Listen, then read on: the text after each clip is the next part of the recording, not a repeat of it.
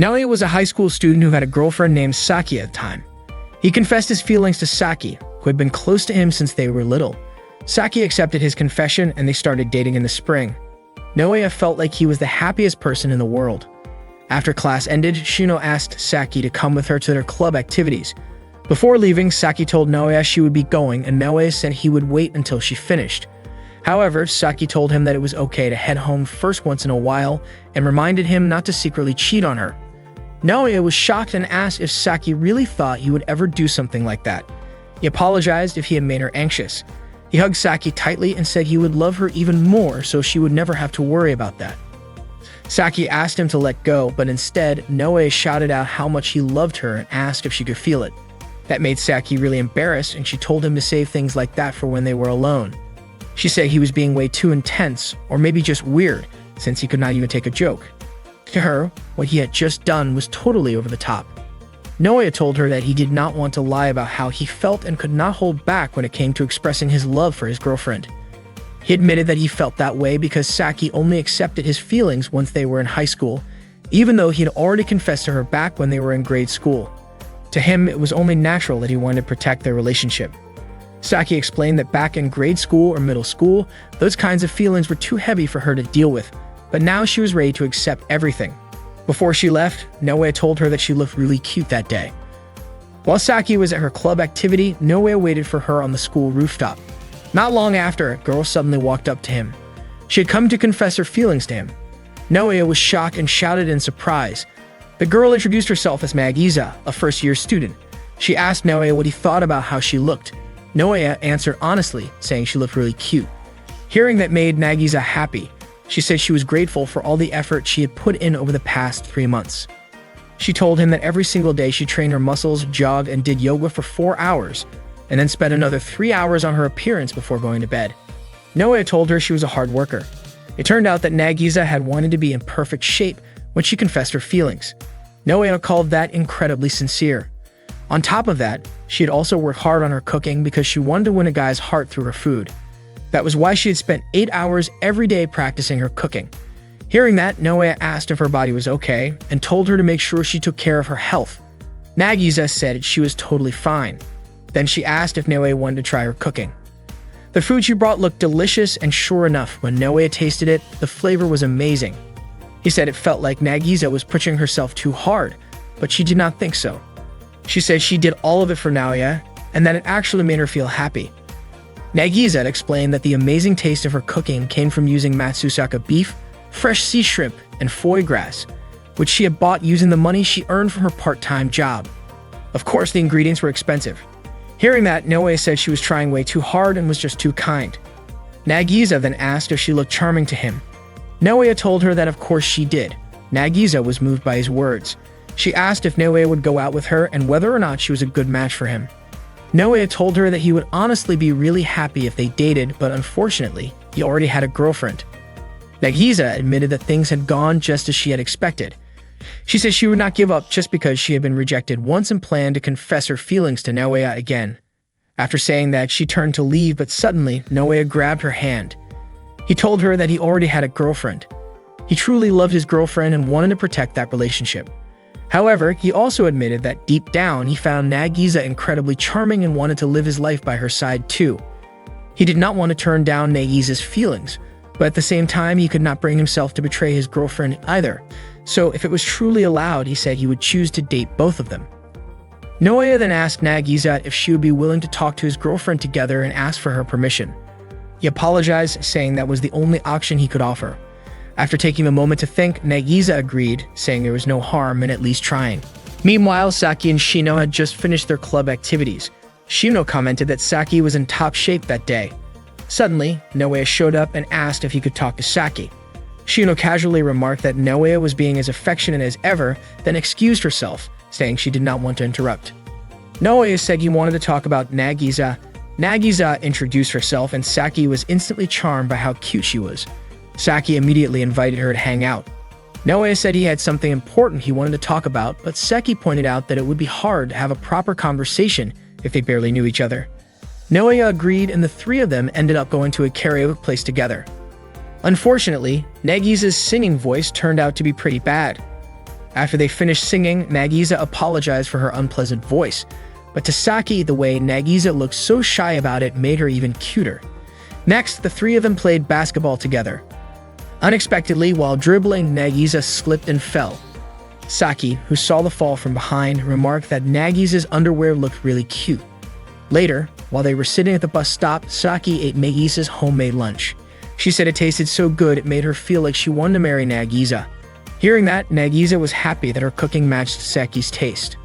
Naoya then asked Saki what she thought of Nagisa. Saki honestly said that she actually felt like dating her. Naoya said he understood how she felt. Then he looked at Saki and told her that he wanted to date both of them. Hearing that, Saki looked completely confused. Naoya explained that earlier, Nagisa had confessed her feelings and asked him to be her boyfriend. And now, the more he got to know her, the more he realized how captivating she was. He was truly amazed by her. Because of that, he had started thinking about dating both of them. After listening to all of that, Saki admitted that she still did not fully understand what Naoya was trying to say. Naoya told her that as a person, he could not cheat behind her back. If Saki allowed it, he wanted to be honest and open about dating both of them. Upon hearing that, Saki immediately punched Naoya in the face. She said there was no way she would allow something like that. Naoya said he wanted them to talk it over first, but Saki still refused. Naoya admitted that he felt guilty towards Saki, but Saki told him that if he already had someone, he should be satisfied with what he had. She was about to hit him again, but Nagisa quickly stepped in to stop her. Nagisa did not want any violence between them. Saki then asked Nagisa if she really had no problem with sharing her love. Nagisa said that she believed Saki would not break up with Naoya. If Naoya was not allowed to date both of them, then it meant she would be rejected. And for that reason, Nagisa agreed to it. Saki never expected Nagisa to feel that way, so she asked what made Naoya so special in Nagisa's eyes. For Nagisa, Naoya meant everything. She pleaded with Saki to allow them to share their relationship. Saki couldn't handle seeing Nagisa's adorable face, so she closed her eyes to avoid looking at her. To Saki, a relationship should only involve one girl. That was just common sense. Naoya had admitted that he was truly attracted to Nagisa. However, he couldn't bring himself to turn her down purely because of reason, especially since he still wanted to keep dating Saki. He realized that if he lied to himself and to Saki, regret would follow. That's why, instead of hiding it, he wanted to be honest about his feelings and give being with both of them a try. Still, Saki flatly refused. Curious about what it would take for her to change her mind, Naoya asked how he could convince her. But Saki told him that if she said no, then it simply wasn't going to happen. Naoya refused to give up. He said he'd do whatever it took to be allowed to date both of them. He even suggested they try it out on a trial basis. Suddenly, Nagisa begged Saki to go along with Naoya's idea. She promised to bring Saki snacks every single day so she could eat as much as she wanted. On top of that, Naoya chimed in, saying he would take good care of Saki, and even promised to give her 30,000 yen every month. He swore he'd do everything he could. Naoya admitted that asking to date both of them was selfish. He told Saki that she had every right to break up with him right then and there. He also believed that Nagisa wasn't looking to be part of a shared relationship either, but Naoya was convinced that eventually he could make both Saki and Nagisa happy. Nagisa was touched after hearing all of that, and Saki finally gave in. She agreed to let Naoya try if he truly believed he could handle it. Deep down, she thought it was impossible, and she even admitted that she had started to feel upset with him. Still, Naoya promised to give it his best. Saki then asked what would happen to their relationship after that. Naoya believed that the three of them needed to understand each other better, but Saki was convinced that nothing good would come from a relationship like this. That was when Naoya made a bold proposal. Starting that very day, the three of them should live together. Since he did not live with his parents, it would not be a problem. Nagisa agreed right away and said she would start packing. Naoya then told Saki he would contact her mother first to let her know. When they arrived at Naoya's house, Saki still could not believe the three of them were really going to live together. Nagisa said it felt like a dream. Naoya immediately got to work setting up a room for the girls, while Nagisa offered to cook dinner. Saki admitted that she was not very good at household chores, so Naoya told her to just take it easy and rest. Before long, dinner was ready. The three of them ate together. Saki loved Nagisa's cooking, which made Nagisa really happy. Naoya also mentioned that he had already prepared the bathroom so Saki could enjoy a relaxing soak. Saki felt genuinely happy and said that Naoya was being really considerate. Later, while Saki was relaxing in the bath, Nagisa came in and said she wanted to talk. Saki hesitated but agreed to listen. Their conversation turned to their relationship with Naoya, and Nagisa encouraged Saki not to hold back her feelings. Nagisa admitted that she had stepped into their relationship but hoped she had not made things too uncomfortable. Saki explained that nothing serious had happened between her and Naoya, and she was still trying to figure out how she felt. Nagisa was surprised but tried to reassure her that it was okay to take things slowly. Saki also mentioned that because she and Naoya had been childhood friends, their relationship felt more serious and complicated. Nagisa encouraged her to be more open and relaxed. Saki was caught off guard and raised her voice in response. Meanwhile, Naoya was doing the dishes when Saki came out and asked him how far things had gone between him and Nagisa. Naoya was confused by the question and Saki pushed for clarity. Nagisa then admitted that she had strong feelings for him. Naoya also confessed that he had imagined what it might be like if they were all in a relationship together. Saki was shocked and called his thinking inappropriate. Naoya apologized if it sounded wrong and explained that it was just a thought he had not wanted to hide. Saki told him that being so blunt made it sound off-putting. She acknowledged that Nagisa was cute, but said Naoya should not be thinking like that. Naoya reassured her that he would never do anything without her full support. To him, building trust and understanding between all three of them was more important than anything else. Eventually, Naoya decided that they needed to focus on growing closer as people without rushing into anything. Saki asked if that meant he did not want to move forward with her at all. Naoya said it would not feel right if it left someone else out. When he asked if she was disappointed, she got flustered and said he had misunderstood her entirely. Saki was dating Naoya. She thought he was a little too serious and kind of strange, but she also believed he genuinely cared about their relationship. At first, everything seemed fine, until Naoya suddenly told her that another girl, Nagisa, had confessed her feelings to him and wanted to date her too. What shocked Saki even more was that Naoya asked for permission to date both of them at the same time. To her, it felt like an absurd and thoughtless request. Then, to make things even more complicated, Naoya suggested that the three of them live together in his house. Saki was overwhelmed by the idea. She felt like it would only lead to confusion and emotional stress. And adding to that, Nagisa, her so-called rival, was incredibly sweet and cute. Saki could not understand how someone like Nagisa could fall for someone as unusual as Naoya. She even asked Nagisa if his awkward behavior ever bothered her. But instead of being put off, Nagisa said she was fine with it, and that if Naoya wanted the three of them to be together, she would respect that. Nagisa's response completely caught Saki off guard. She had not expected someone so gentle to be so open-minded.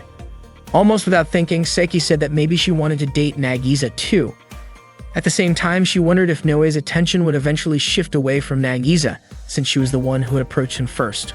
Later, the three went to the bedroom and found Naoya arranging 3 futons side by side. Saki asked why he had set them up like that. Naoya said he thought it would help them get used to being around each other. Saki immediately became suspicious, wondering what he was thinking. But Naoya reassured them that he had no inappropriate intentions and reminded them of his promise to respect their boundaries. Saki said that if she were in his position, she would probably find it hard to keep that promise. In response, Naoya said he would be willing to go to extreme lengths to earn their trust. Saki told him that was way too much, but she decided to believe him.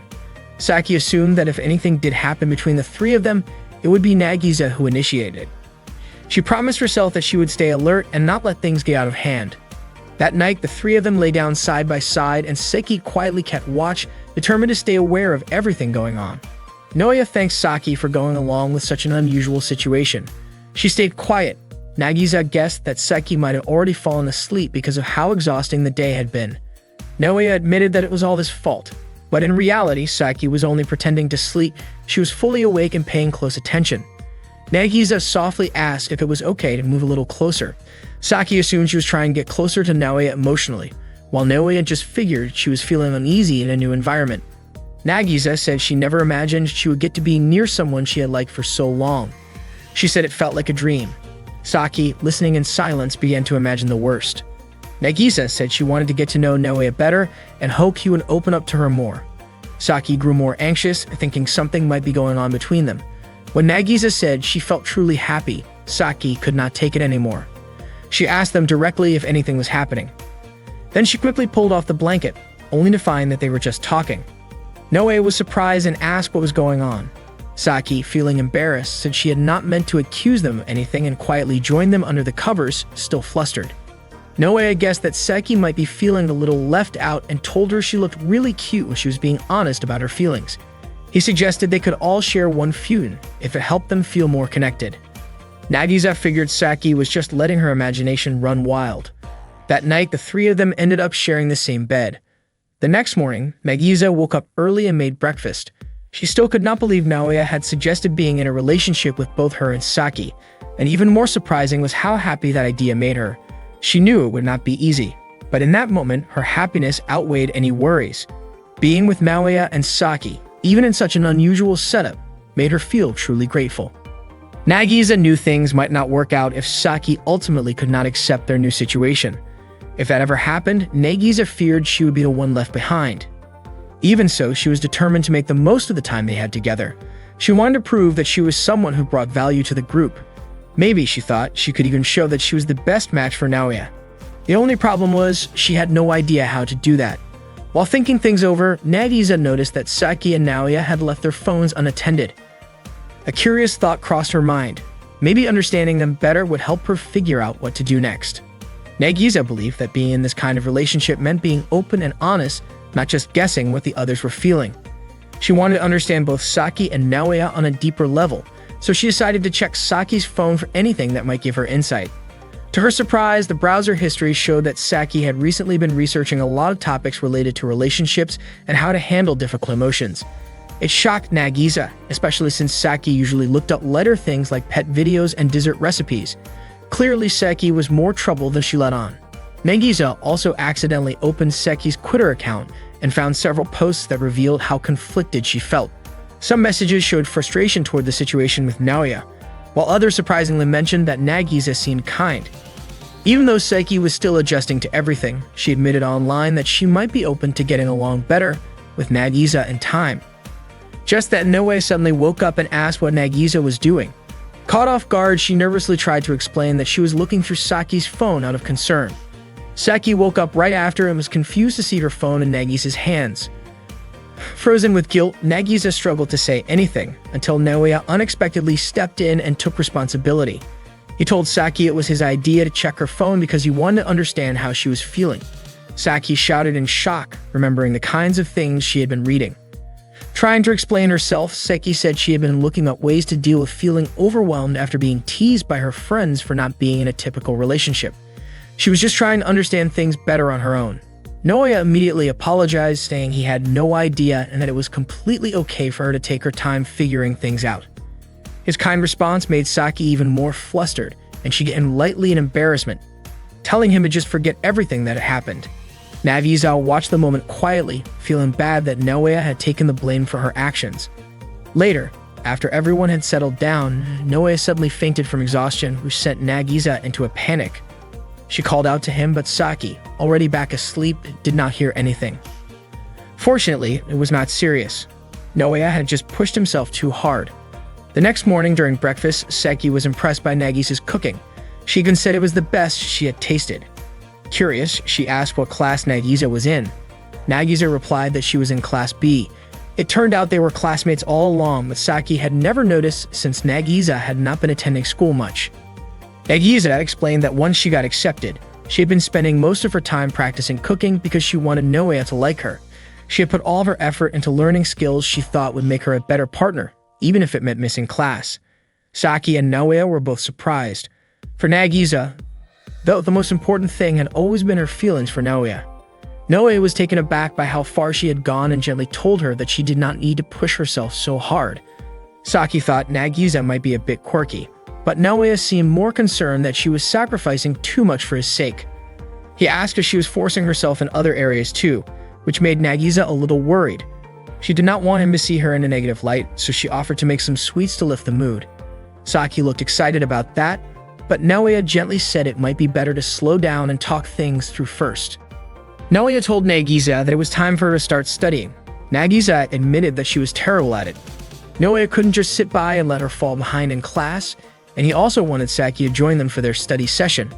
Nagisa thought to herself that she didn't want to let Naoya down anymore, so she needed to face it wholeheartedly. After breakfast, Naoya began tutoring Saki and Nagisa, starting with the topic of factoring. He gave them a few practice problems. Saki managed to solve them, even though she actually hated studying and her answers were correct. Unfortunately, Nagisa didn't understand any of it. She quickly excused herself and went to the bathroom to think things over. She was worried that if this continued, Naoya might see her as stupid and become even more disappointed in her. She felt she had to find a way to figure out the problems he had given them. 30 minutes went by and Nagisa still hadn't come out of the bathroom, which made Naoya worried. He assumed she might not be feeling well. He knocked on the door and asked if she was okay, even offering to call an ambulance. Nagisa responded that she was fine and just having some constipation, so it was taking her a while. She felt she had managed to protect how Naoya saw her, but at the same time, she had lost something else. To make up for that loss, she decided to push herself and try to solve the factoring problems. She started learning the topic on her phone. Once she began to understand it a bit more, she decided it was time to face the challenge. She wanted to impress Naoya, even if just a little, because she wanted to be with him for as long as possible. Nagisa finally stepped out of the bathroom and told them that she could solve the factoring problem now. Naoya immediately bowed and apologized to her about earlier. Nagisa then solved the problem using the method she had just learned online. Sadly, after Naoya checked her answer, it turned out to be wrong. Still, Naoya encouraged her. He told her that everyone has their weaknesses, and she didn't need to worry about it. He said he would always be there to help her study, even if it took hours. Nagisa was surprised by his words. She told him that it didn't mean she couldn't solve the problem. Then she ran straight back to the bathroom and didn't come out for 3 hours. Before they left for school, Seki warned Naoya that no one could find out about their unusual relationship. She also told him to act like he didn't know Nagisa at school. Naoya wasn't okay with that, especially since he couldn't bear to leave Nagisa alone after she had been out of school for so long.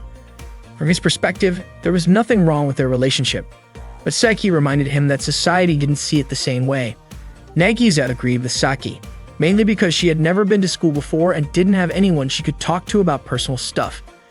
Saki made it clear that if Naoya and Nagisa wanted to continue this relationship, they had to follow her lead. Once they arrived in class, Nagisa sat alone. The other students started talking about her, realizing she had never been to class before. They also wondered why none of the teachers ever mentioned her absence. Saki felt guilty seeing Nagisa like that, but all their classmates already knew she and Naoya were dating, and she didn't want them thinking Naoya was cheating on her. Naoya became worried when he saw that no one was talking to Nagisa. He was sure that if things stayed that way, she would always be lonely.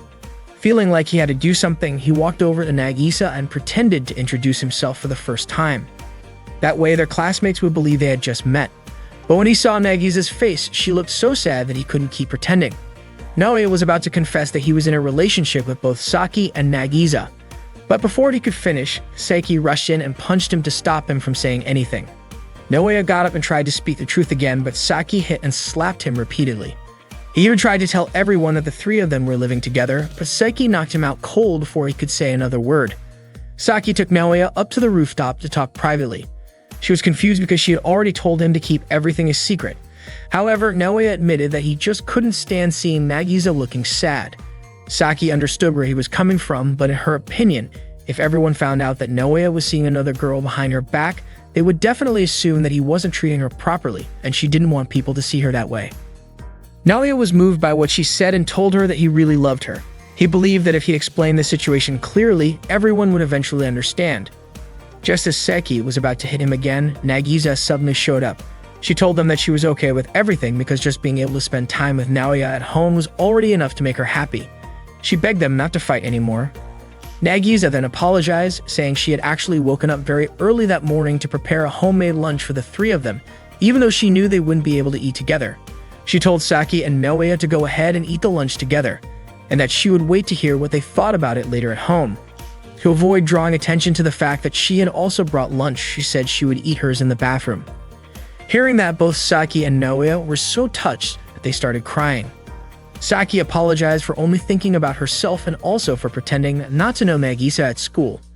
Naoya then suggested they just tell everyone the truth, but Saki proposed that instead, they should quietly get along while at school. The cohabitation life within a love triangle officially began. On the very first day, Nagisa was already suspected by Saki after seeing something she wasn't supposed to see. That moment left Nagisa shutting herself in the bathroom, trying to figure out how to make up for her mistake. Even so, she still felt genuinely happy because she finally got the chance to live with Naoya. In order for their three-way relationship to keep going, they needed to keep it a secret from school. On top of that, Nagisa was asked to pretend like she didn't know either Saki or Naoya. But instead of playing along, she ended up making lunch for all three of them. Unfortunately, they couldn't eat together that day. Saki said that pretending not to know each other just to hide their relationship wasn't right, so Naoya invited them to secretly eat lunch on the rooftop without drawing attention. Nagisa told them not to go through all that trouble just for her. To her, just being able to live with Naoya after he agreed to be in a relationship with both of them was already enough. She thought it would be selfish to expect to be happy at school too. They almost got caught because Saki's voice was a little too loud and someone outside heard her. Saki said she didn't mind eating together, especially since Nagisa had made the lunch with that in mind. Naoya commented on how nice Nagisa was, but Saki immediately hit him because he shouted. Nagisa admitted that eating lunch together actually made her happy. After hearing that, both Naoya and Saki excitedly shouted, inviting her to eat together. Unfortunately, their voices were heard by a teacher. The teacher scolded them since students weren't allowed on the rooftop, and all three of them ended up running away. They went looking for a new place to eat their lunch. Nagisa said she knew a quiet spot at school because back in middle school, she used to hang out alone in quiet places. That quiet place turned out to be a bathroom. Saki said there was no way she could eat in a place that smelled like that. Nagisa explained that the bathroom behind the school was rarely cleaned, so nobody ever went there during lunch. Saki asked if there was really nowhere else. Nagisa then led them behind the bathroom, but Saki couldn't handle the smell anymore, especially with bugs crawling around. Next, Nagisa took them to a cleaner bathroom near the club rooms.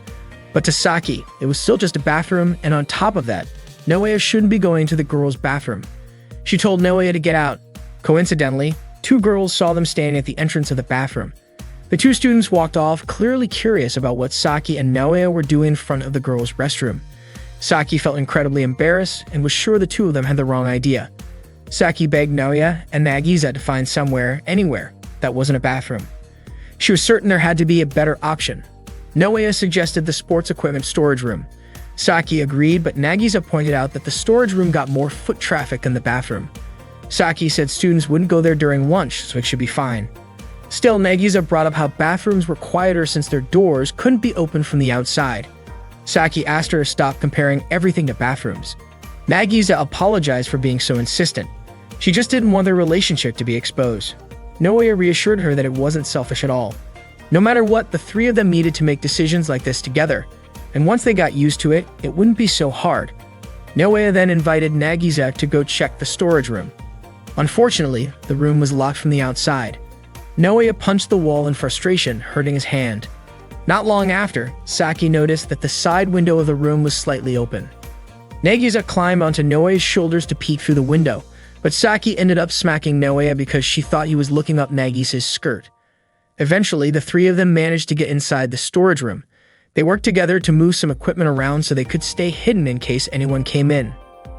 Naoya admitted that the whole idea of being in a relationship with both girls had started from his own selfishness.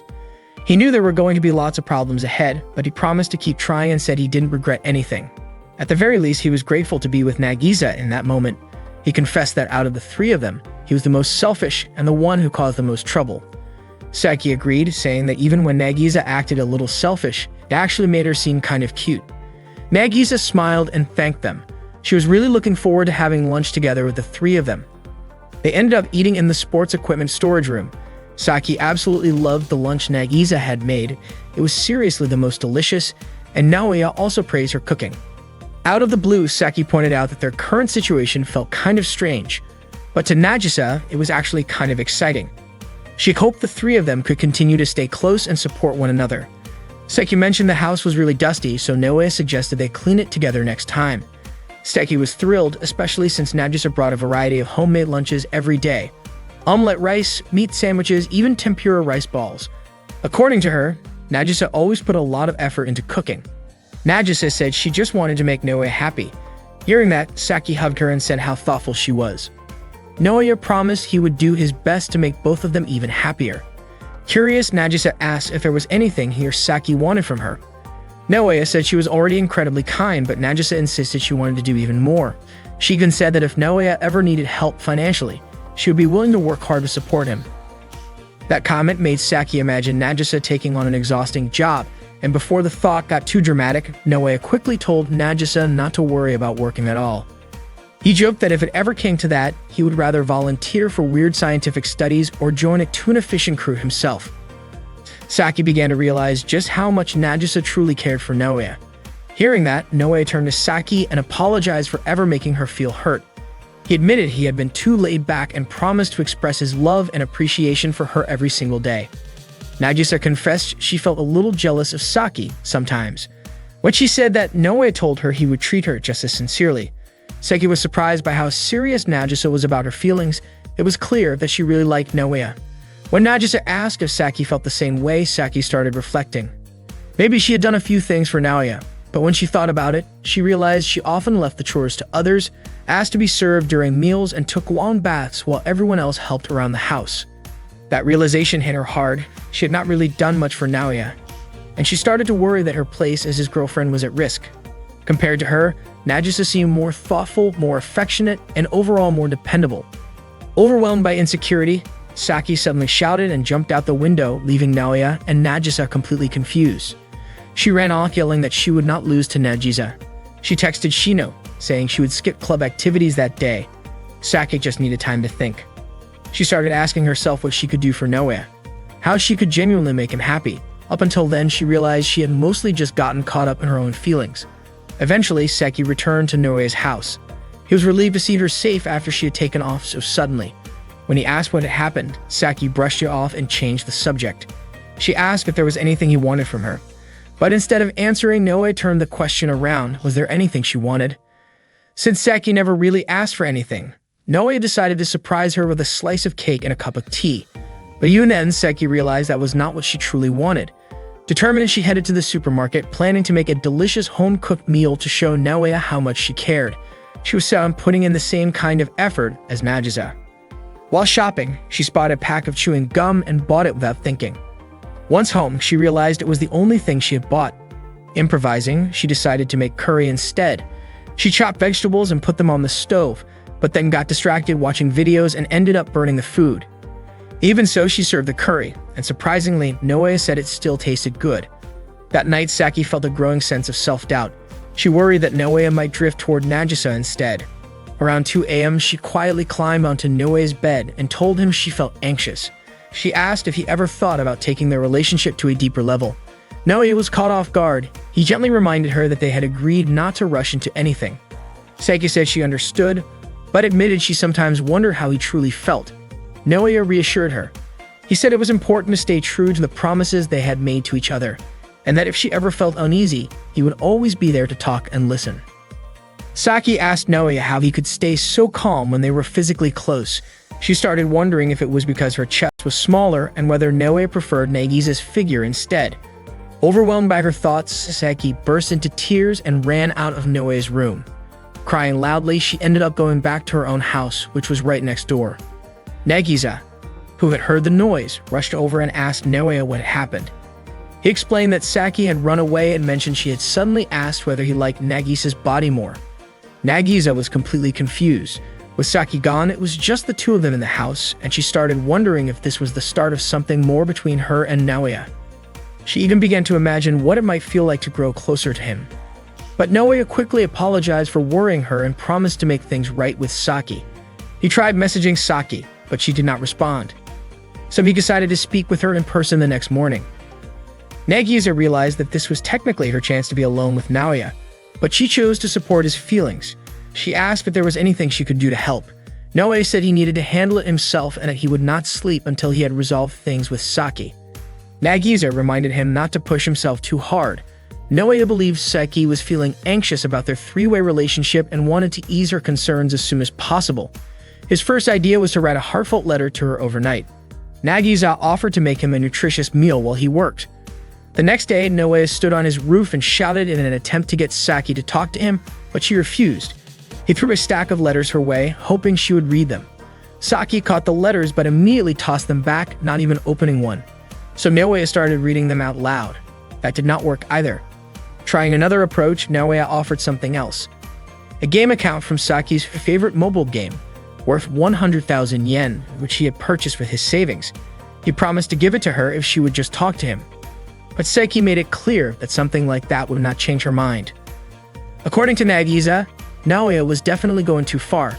Still, Naoya was not ready to give up. He went out and bought a bunch of sweets from a famous bakery, all just for Saki. He begged her again to talk to him, but she continued to ignore him. Seeing this, Nagisa urged him to rest. The next day, Naoya tried again. He told Saki that he had filmed cute cats and dogs from around the neighborhood. For a moment, Saiki seemed interested, but she brushed it off, saying there were already plenty of those online. Refusing to give up, Naoya gave her a notebook full of study notes he had written just for her, but she still would not look at it. Nagisa started getting really worried. Naoya had not slept in 3 days. She begged him to take a break. Still, he continued to try to talk to Saki. In frustration, Saiki sarcastically told him to go spend time with Nagisa, the one with the figure he clearly liked better. At that moment, Naoya realized that Saiki was still feeling insecure. He quickly reassured her that appearances did not matter to him. To prove it, he even showed her his social media account, which followed people of all different body types. Saki, however, was completely put off by that and told him he was being weird. Nagisa grew increasingly worried about Naoya's health and again urged him to rest, but Naoya insisted he was fine. That was when Nagisa gently asked him if being with just her would be enough, if Saki chose to stay distant. She promised she would make him happy every single day and said she was willing to support him in any way she could. Naoya was deeply moved by her words and appreciated Nagisa's feelings, but he also remembered his promise to be with both Saki and Nagisa. He said he could not give up on either of them and gently apologized. Nagisa was touched by his honesty and tears welled up in her eyes. That moment reminded her why she had fallen for him in the first place. Then she said she wanted to help in her own way. To everyone's surprise, Nagisa suddenly called out to Saki and asked her to watch. She took Naoya's hand and held it against her chest area, not in a suggestive way, but as a symbolic gesture of closeness and sincerity. Shocked by the display, Saki jumped in and ran toward them. And just like that, she finally began to talk again. Previously, Naoya decided to live with Saki and Nagisa in his house, hoping to grow closer to both of his girlfriends. At first, things seemed to be going smoothly, until Saki started acting strangely. Naoya couldn't bring himself to betray Nagisa, so he turned down Saki's offer to be intimate in secret. Hurt by the rejection, Saki suddenly left and went back to her own home, shutting herself off emotionally. Trying to reconnect with her, Naoya tried different things, buying her cake, giving her games, even sending videos of cats and dogs she liked, but none of it worked. Then, unexpectedly, Nagisa made a bold move. She guided Naoya's hand toward her chest, catching Saki's attention just as she happened to be on the rooftop next door. The moment she saw what was happening, she jumped from her house's roof to Naoya's rooftop to confront them. That sudden appearance gave Naoya the chance to finally talk to Saki. Naoya asked why she ran away, and Saki confessed it was because she felt inferior to Nagisa.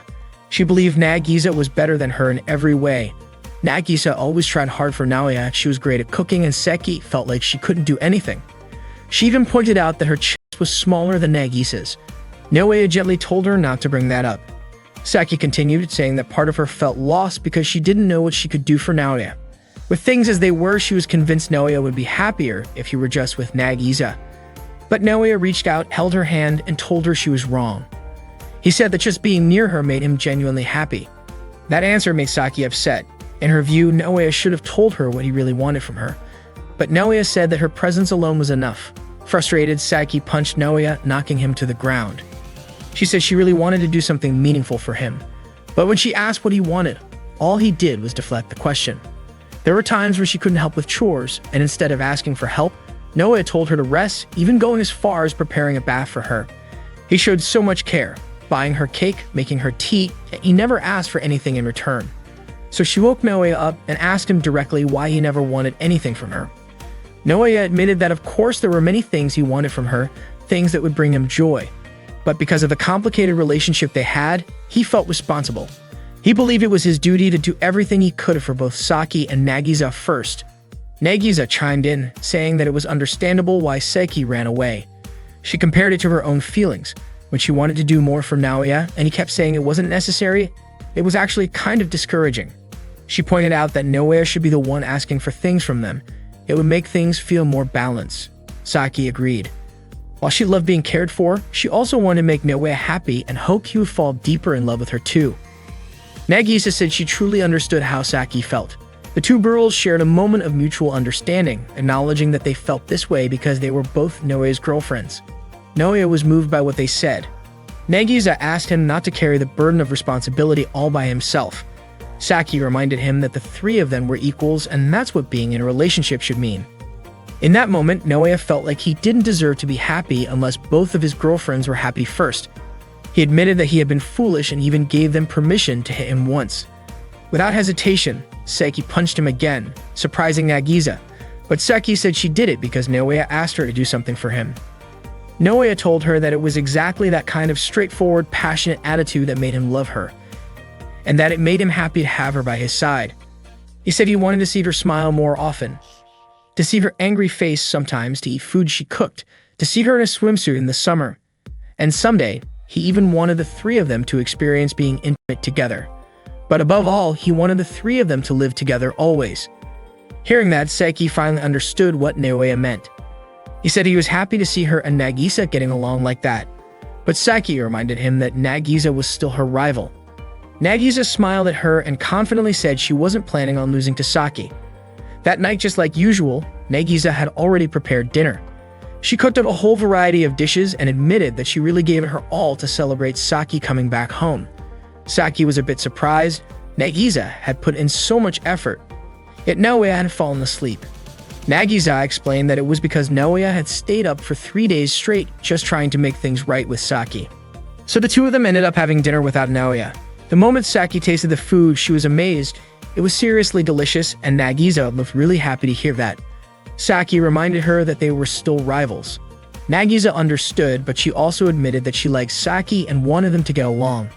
To her surprise, Saki actually felt the same way. Saki pointed out that if they got too close, it might feel like they were giving in to Naoya's selfishness.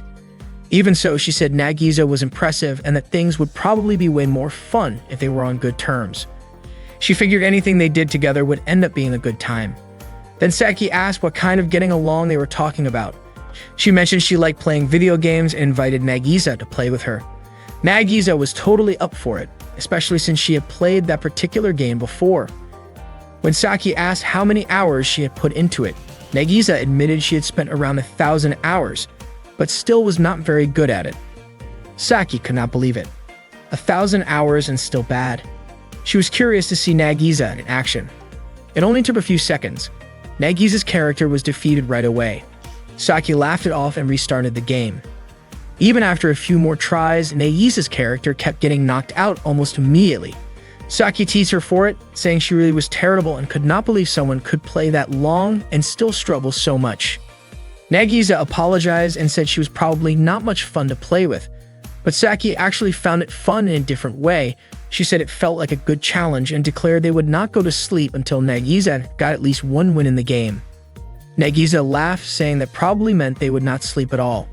They started another round, and once again, Nagisa's character was taken out quickly. Saki stepped in and defeated both opponents herself. Nagisa praised her, saying she was seriously impressive. Saki responded by saying Nagisa was kind of adorable when she failed so fast. They kept playing, and every time Nagisa's character lost, Saki would help out or heal her. Nagisa said it actually made the game more fun, and Saki added that it would be even better once Nagisa improved a bit. At one point, while Saki was teaching her how to aim in the game, Nagisa accidentally hit her instead. Saki scolded her, and Nagisa explained she had pressed the wrong button. Saki jokingly asked if she had done it on purpose, maybe because she was jealous of Saki's gaming skills. Nagisa panicked a little, trying to explain herself, which made Saki laugh even more. She said Nagisa was hilarious and asked how she could miss that badly. Nagisa apologized again, but Saki snapped a picture of her flustered expression. She had not expected her perfect rival to be so clumsy. Just then, Naoya walked in and greeted them while they were still playing. Saki called Nagisa her rival again, but said she was super cute. She even invited Nagisa to play again sometime. The two of them looked genuinely happy. They were clearly becoming good friends. Nagisa said she would start watching tutorials on Matu to get better. She even showed Saki one of the videos she planned to study. Saki looked at the video and commented that the content creator was not all that skilled and probably just got views by focusing on her appearance. The video thumbnail made it obvious the creator was dressed to attract attention, and she happened to be someone Saki really did not like at the moment. When Naoya looked more closely, he noticed that the outfit hanging in the background looked like their school uniform. The next morning, Naoya walked to school with Saki, while Nagisa followed behind them. Before long, Shino greeted them and commented on how close Naoya and Saki seemed as usual. Later that day, the three of them had lunch together in the sports storage room. Lunch was steak and Saki absolutely loved it. Saki suggested that she and Nagisa play another round of their game after school. It turned out Nagisa had been watching videos to try and improve. When she opened a video on MedTube, she noticed that the thumbnail from the day before had been changed. The content creator's name was Milika. The original thumbnail had shown a school uniform in the background, but the new one did not. Saki guessed the uniform had been edited out, meaning Milika was likely a student at their school. She said Milika should be more careful if she wanted to keep that kind of thing private, like how they had snuck into the storage room through the window without anyone noticing. Before long, the girl climbed in through the window, and Saki instantly realized she had forgotten to lock it. The girl was really cute, which caught Saki off guard. She panicked and tried to come up with an excuse. The girl looked around and saw one guy and two girls in the sports storage room. She gave them a suspicious look and asked if something strange was going on. Saki quickly denied it, clearly flustered. Then, out of nowhere, Naoya blurted out that while he was dating both girls, he had promised to keep the relationship respectful, nothing inappropriate. Saki immediately smacked him. The girl looked confused and asked if the three of them were actually in a relationship. They could not deny it. Saki pleaded with her to keep it a secret, but the girl just smirked, saying she was enjoying seeing Saki panic. Saki even dropped to her knees, begging. Trying to fix the situation, Naoya offered her 200,000 yen to keep quiet. He explained it was his savings, money he had been putting aside since he was a kid, brought just in case something like this ever happened. But the girl declined. She dropped the money and said she could earn more than that in a month. Naoya was shocked. There was no way a high school student could make that much money so quickly, unless something unusual was going on. He hesitated and said that while she was clearly talented and had a strong presence, he was worried someone might take advantage of that.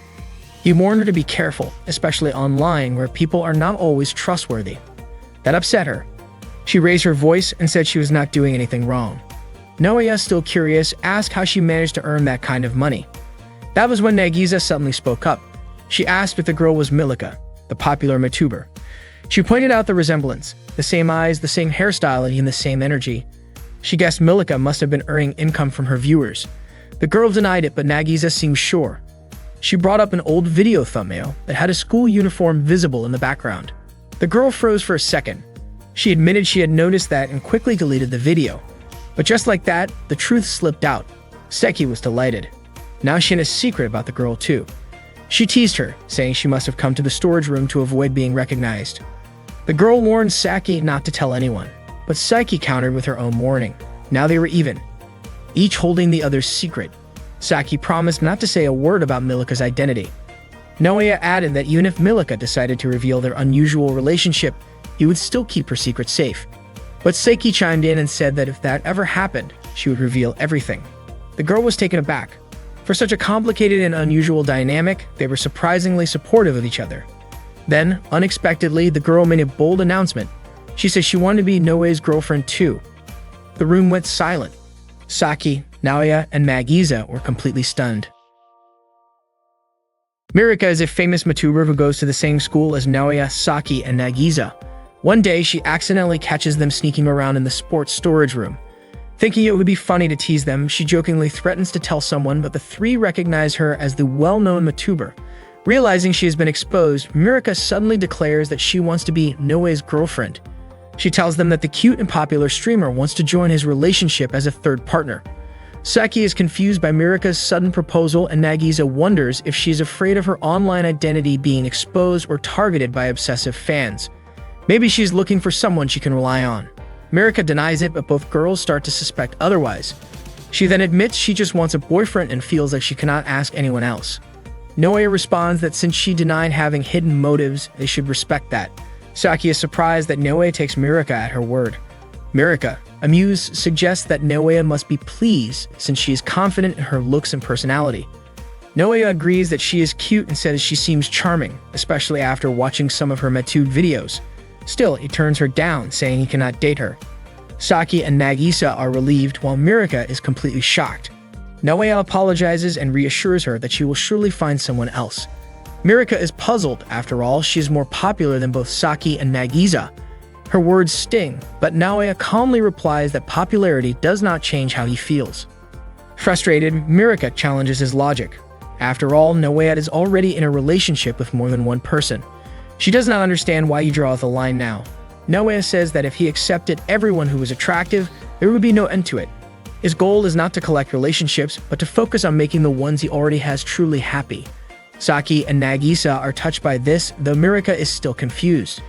She finds his reasoning difficult to accept, but Naoya stands by it. Saki reminds Mirika that Naoya already has 2 girlfriends. Mirika, however, is not ready to give up.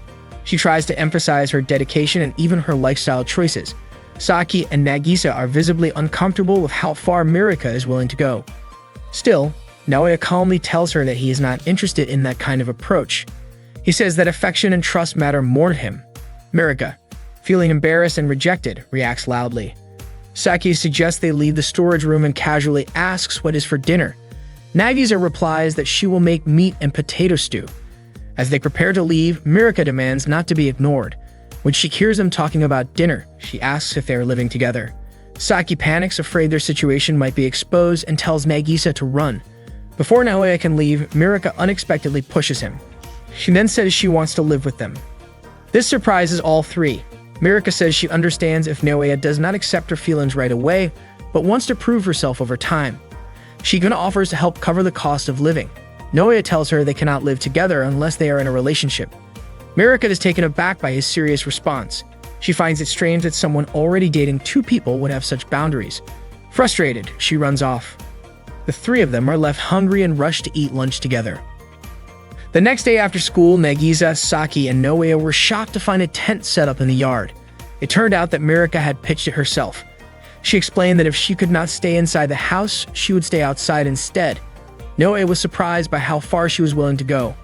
When Nagisa asked how she had found their house, Mirika admitted she had quietly followed Saki and Naoya home. She declared that they would regret underestimating her and was determined to win over Naoya's heart. Seki wondered aloud whether they should contact the authorities, but Mirika quickly stopped her. Naoya and Seki were still trying to process Mirika's persistence. She said she would remain in the tent until she changed Naoya's mind. Saki called the whole situation troublesome, while Nagisa pointed out how difficult it must be to live in a tent, especially with the cold weather. Naoya warned her that the temperature would drop significantly that night, but Mirika insisted she could handle it. Sure enough, that night brought heavy rain. Mirika was freezing inside her tent, and to make matters worse, she had an unexpected encounter with a centipede. Terrified, she ran out of the tent. From inside the house, Naoya, Saki, and Nagisa had been watching. Naoya urged her to stop being reckless and suggested she return home, but Mirika refused. She said she would not leave until she had proven her sincerity. Naoya asked whether she truly planned to live outside indefinitely and explained that both of his girlfriends meant a lot to him. He gently encouraged her to move on. Mirika felt misunderstood. She insisted she was prepared. Her sleeping bag was built for cold weather, and she would buy anything else she needed. She even planned to fund her stay by creating online content. Mirika began filming herself as she tried to endure the cold while dressed lightly, claiming that it would help boost her channel.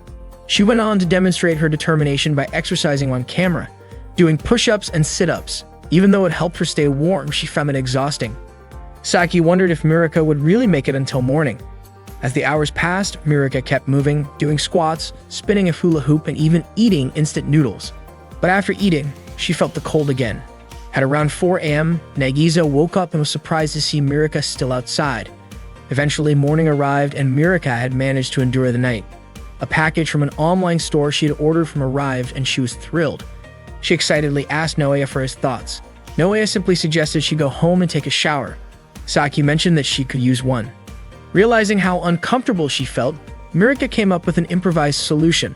Following an article she read online, she heated water by placing it under the sun for 2 hours.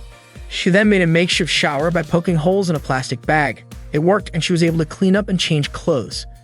Afterward, she proudly asked Naoya if he was impressed. Naoya admitted she was surprisingly resilient. Seki was taken aback that she had lasted that long outdoors, while Nagisa wondered what they should do next. That evening, Saki and Nagisa talked about the situation. Saki still found Mirika's presence to be a bit much.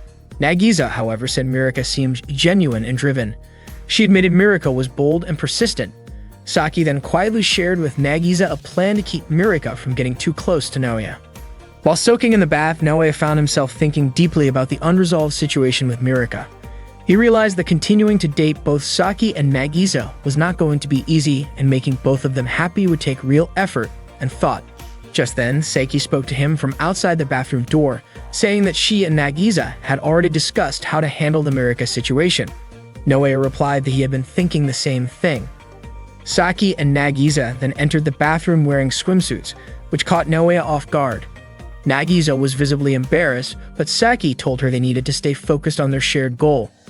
Naoya was confused and asked why they were wearing swimsuits in the first place. Saki explained that they wanted to spend more time with him and grow closer emotionally, especially since Mirika was trying so hard to win his attention. She said they wanted to strengthen their relationship with him so that he would not be swayed by Mirika's advances. She even mentioned that Naoya had previously shown interest in seeing them in swimsuits, though Naoya brushed off that idea and told her she was reading too much into things. Frustrated, Saki playfully pinched his cheek and asked what he actually wanted. As Nagisa stepped forward to join the conversation, she accidentally slipped and fell against Naoya, making the moment even more awkward. She immediately apologized, saying that if doing something made Naoya happy, then she would be happy too. Saki, not wanting to be left behind, tried to join in but ended up feeling embarrassed when the strap of her swimsuit came undone. She quickly covered herself and asked if Naoya had seen anything. Naoya said he only saw a glimpse, which made Saki flustered. She then joked that he would probably fall for her now. Naoya, staying focused, reminded both of them that there were still more serious things to figure out, especially how to handle the situation with Mirika. Nagisa then revealed that the swimsuit idea had originally been Saki's, and admitted she thought the whole approach was a bit much. However, she also said she agreed that spending quality time together and strengthening their relationship was important. Even if it felt a little embarrassing, she wanted to do her part because she had chosen to be with Naoya and wanted their relationship to last. She added that they all needed to stay focused when it came to Mirika, because she was clearly determined. Naoya was moved by what Nagisa said. He realized that the bond between her and Saki had grown stronger, and that the effort they were putting into their relationship mattered. Though his mind was filled with many thoughts, he understood that this was the heart of the issue, maintaining that connection. At one point, Naoya unintentionally glanced at Nagisa and made her feel awkward, prompting her to call them out. He quickly reassured her that it was not intentional. Saki lightheartedly commented that Nagisa had a strong presence, to which Nagisa responded with more embarrassment. Meanwhile, Mirika, who had fallen asleep comfortably in her tent thanks to her sleeping bag, continued to dream about her mission to win Naoya's heart. In her sleep, she quietly repeated her determination to keep trying. Mirika started living in the yard of Naoya's house and without hesitation declared that she wanted to be Naoya's third girlfriend. She endured the cold, insects, and even sweat.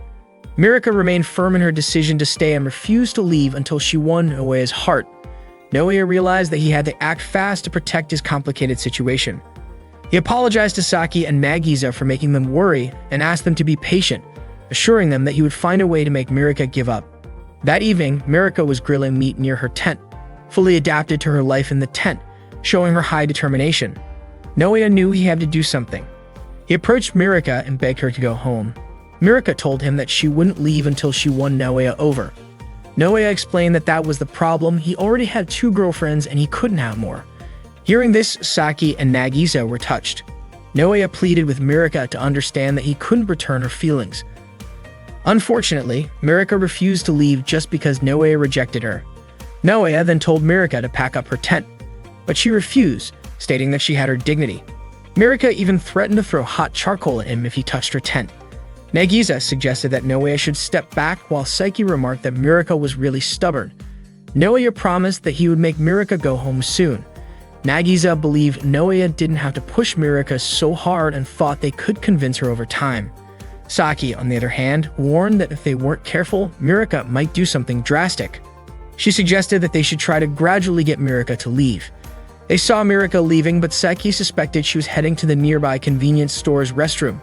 Naoya suddenly saw this as an opportunity and immediately called someone to sell Mirika's belongings.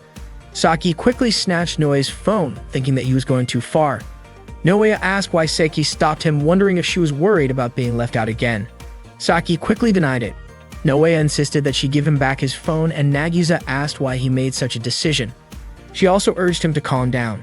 Naoya asked if Saki and Nagisa weren't worried that he might fall for Mirika, especially since he had been spending so much time with her. Saki asked if Naoya had already rejected Mirika when she asked to be his girlfriend. Naoya responded that those were just the words of someone who was selfishly trying to have two relationships at once.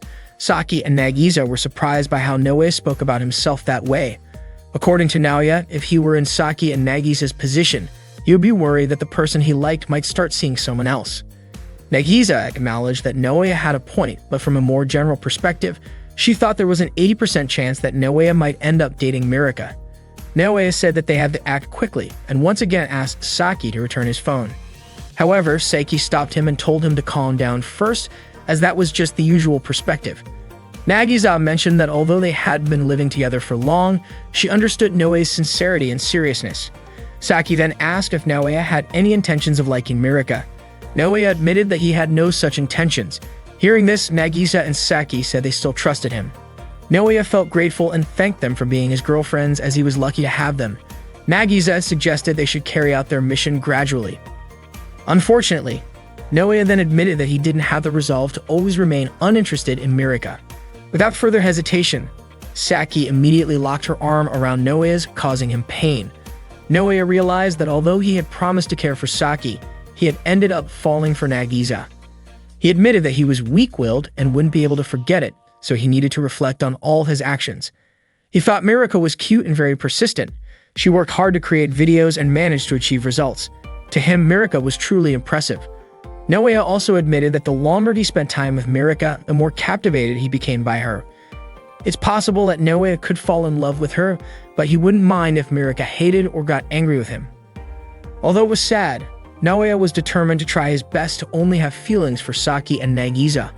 Saki immediately stood up and hit Naoya on the head. She said that there was a limit to how sad things could get, but she was grateful that Naoya was honest before liking her. Saki then returned Naoya's phone and suggested that he, along with Nagisa, help kick Mirika out of Naoya's yard. Nagisa even said that if Mirika got mad, she would take the blame too. Naoya looked deeply touched and thanked them, promising that he would do it right away. That day, Mirika's father sent her a message asking where she was. Mirika replied that she was staying over at her friend Saki's house. She also told him that she was busy so he wouldn't bother her. At that moment, Naoya said that the second-hand goods buyer would be arriving soon. Saki and Nagisa were working together to clean up the tent, while Naoya would try to delay Mirika. Their mission was to sell the tent and other items, then make sure Mirika would go back to her house so that Saki and Nagisa wouldn't worry that Naoya might fall for someone else before he fell for Mirika. Naoya quickly blocked Mirika from heading back to her yard. He tried to talk to her, but Mirika refused, knowing that Naoya just wanted her to go home. She claimed she was busy trying to melt Naoya's heart. Naoya insisted that they should think things through together. Mirika, feeling frustrated, said that if she was rejected by a sad guy like Naoya, her life wouldn't be worth living.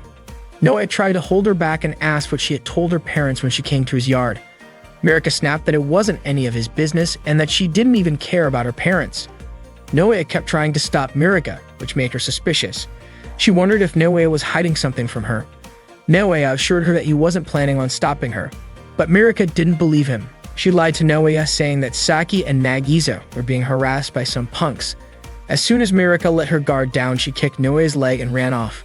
Mirika caught Saki and Nagisa in the act of loading her belongings into the car of a second-hand goods buyer. Mirika was furious and demanded to know what Saki was doing with her stuff. She ordered them to take everything down. As Mirika raged, Naoya quickly grabbed her and pulled her away. Mirika fought back and slapped Naoya on the head, asking why he was doing this to her. She even threatened to make him wet his pants. Surprisingly, Naoya responded that if Mirika really wanted that, he would wet himself right there. Since Naoya refused to let go, Mirika screamed, claiming that a pervert was going to assault her. She shouted for help, hoping people would come to her aid. Naoya didn't care if the neighbors thought he was some pervert. He only tightened his hold on her. Mirika was puzzled, realizing that if she acted like that, she could be the subject of gossip for the rest of her life. According to Naoya, if he was only worried about that, he wouldn't be so torn between his feelings. Saki and Nagisa felt relieved and told Naoya not to yell unnecessarily. Naoya told Saki to quickly carry all the stuff away, and Mirika stepped on Naoya's foot, saying that they had no idea how much her camping equipment was worth. As Mirika was about to take a step, Naoya grabbed her calf, causing her to fall. He said he would pay for everything. Mirika responded that Naoya had to pay 1 million yen. Naoya was surprised by the high cost, and Mirika asked that he couldn't afford it. The actual cost was only around 200,000 yen, but Naoya then said he was willing to work hard to pay it, but in return, Mirika had to stay away from him. All the items were loaded into the car and the agent handed over the money, but Naoya told the agent to take it back. Mirika was confused by Naoya's actions.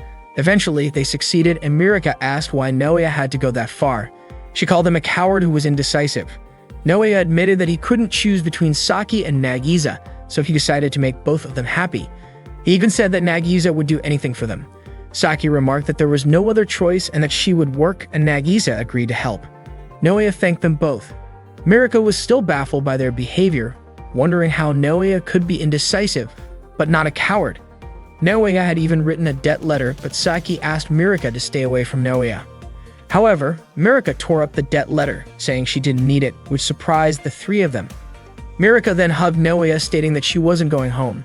Saki asked why Mirika refused to leave, and Mirika replied that it was none of Saki's business. It would still be an issue for Naoya if Mirika remained near his house. Mirika admitted that she disliked Naoya paying her to leave. Soon, Mirika's father arrived. Mirika was surprised that her father knew where she was. It turned out he had even asked around at her school to find her. He asked why Mirika hadn't come home, and she said she had many reasons for it. Mirika confessed that she had stayed at Naoya's house. Her father asked if Naoya was her boyfriend, and Naoya replied that he wasn't, and that he already had 2 valuable girlfriends.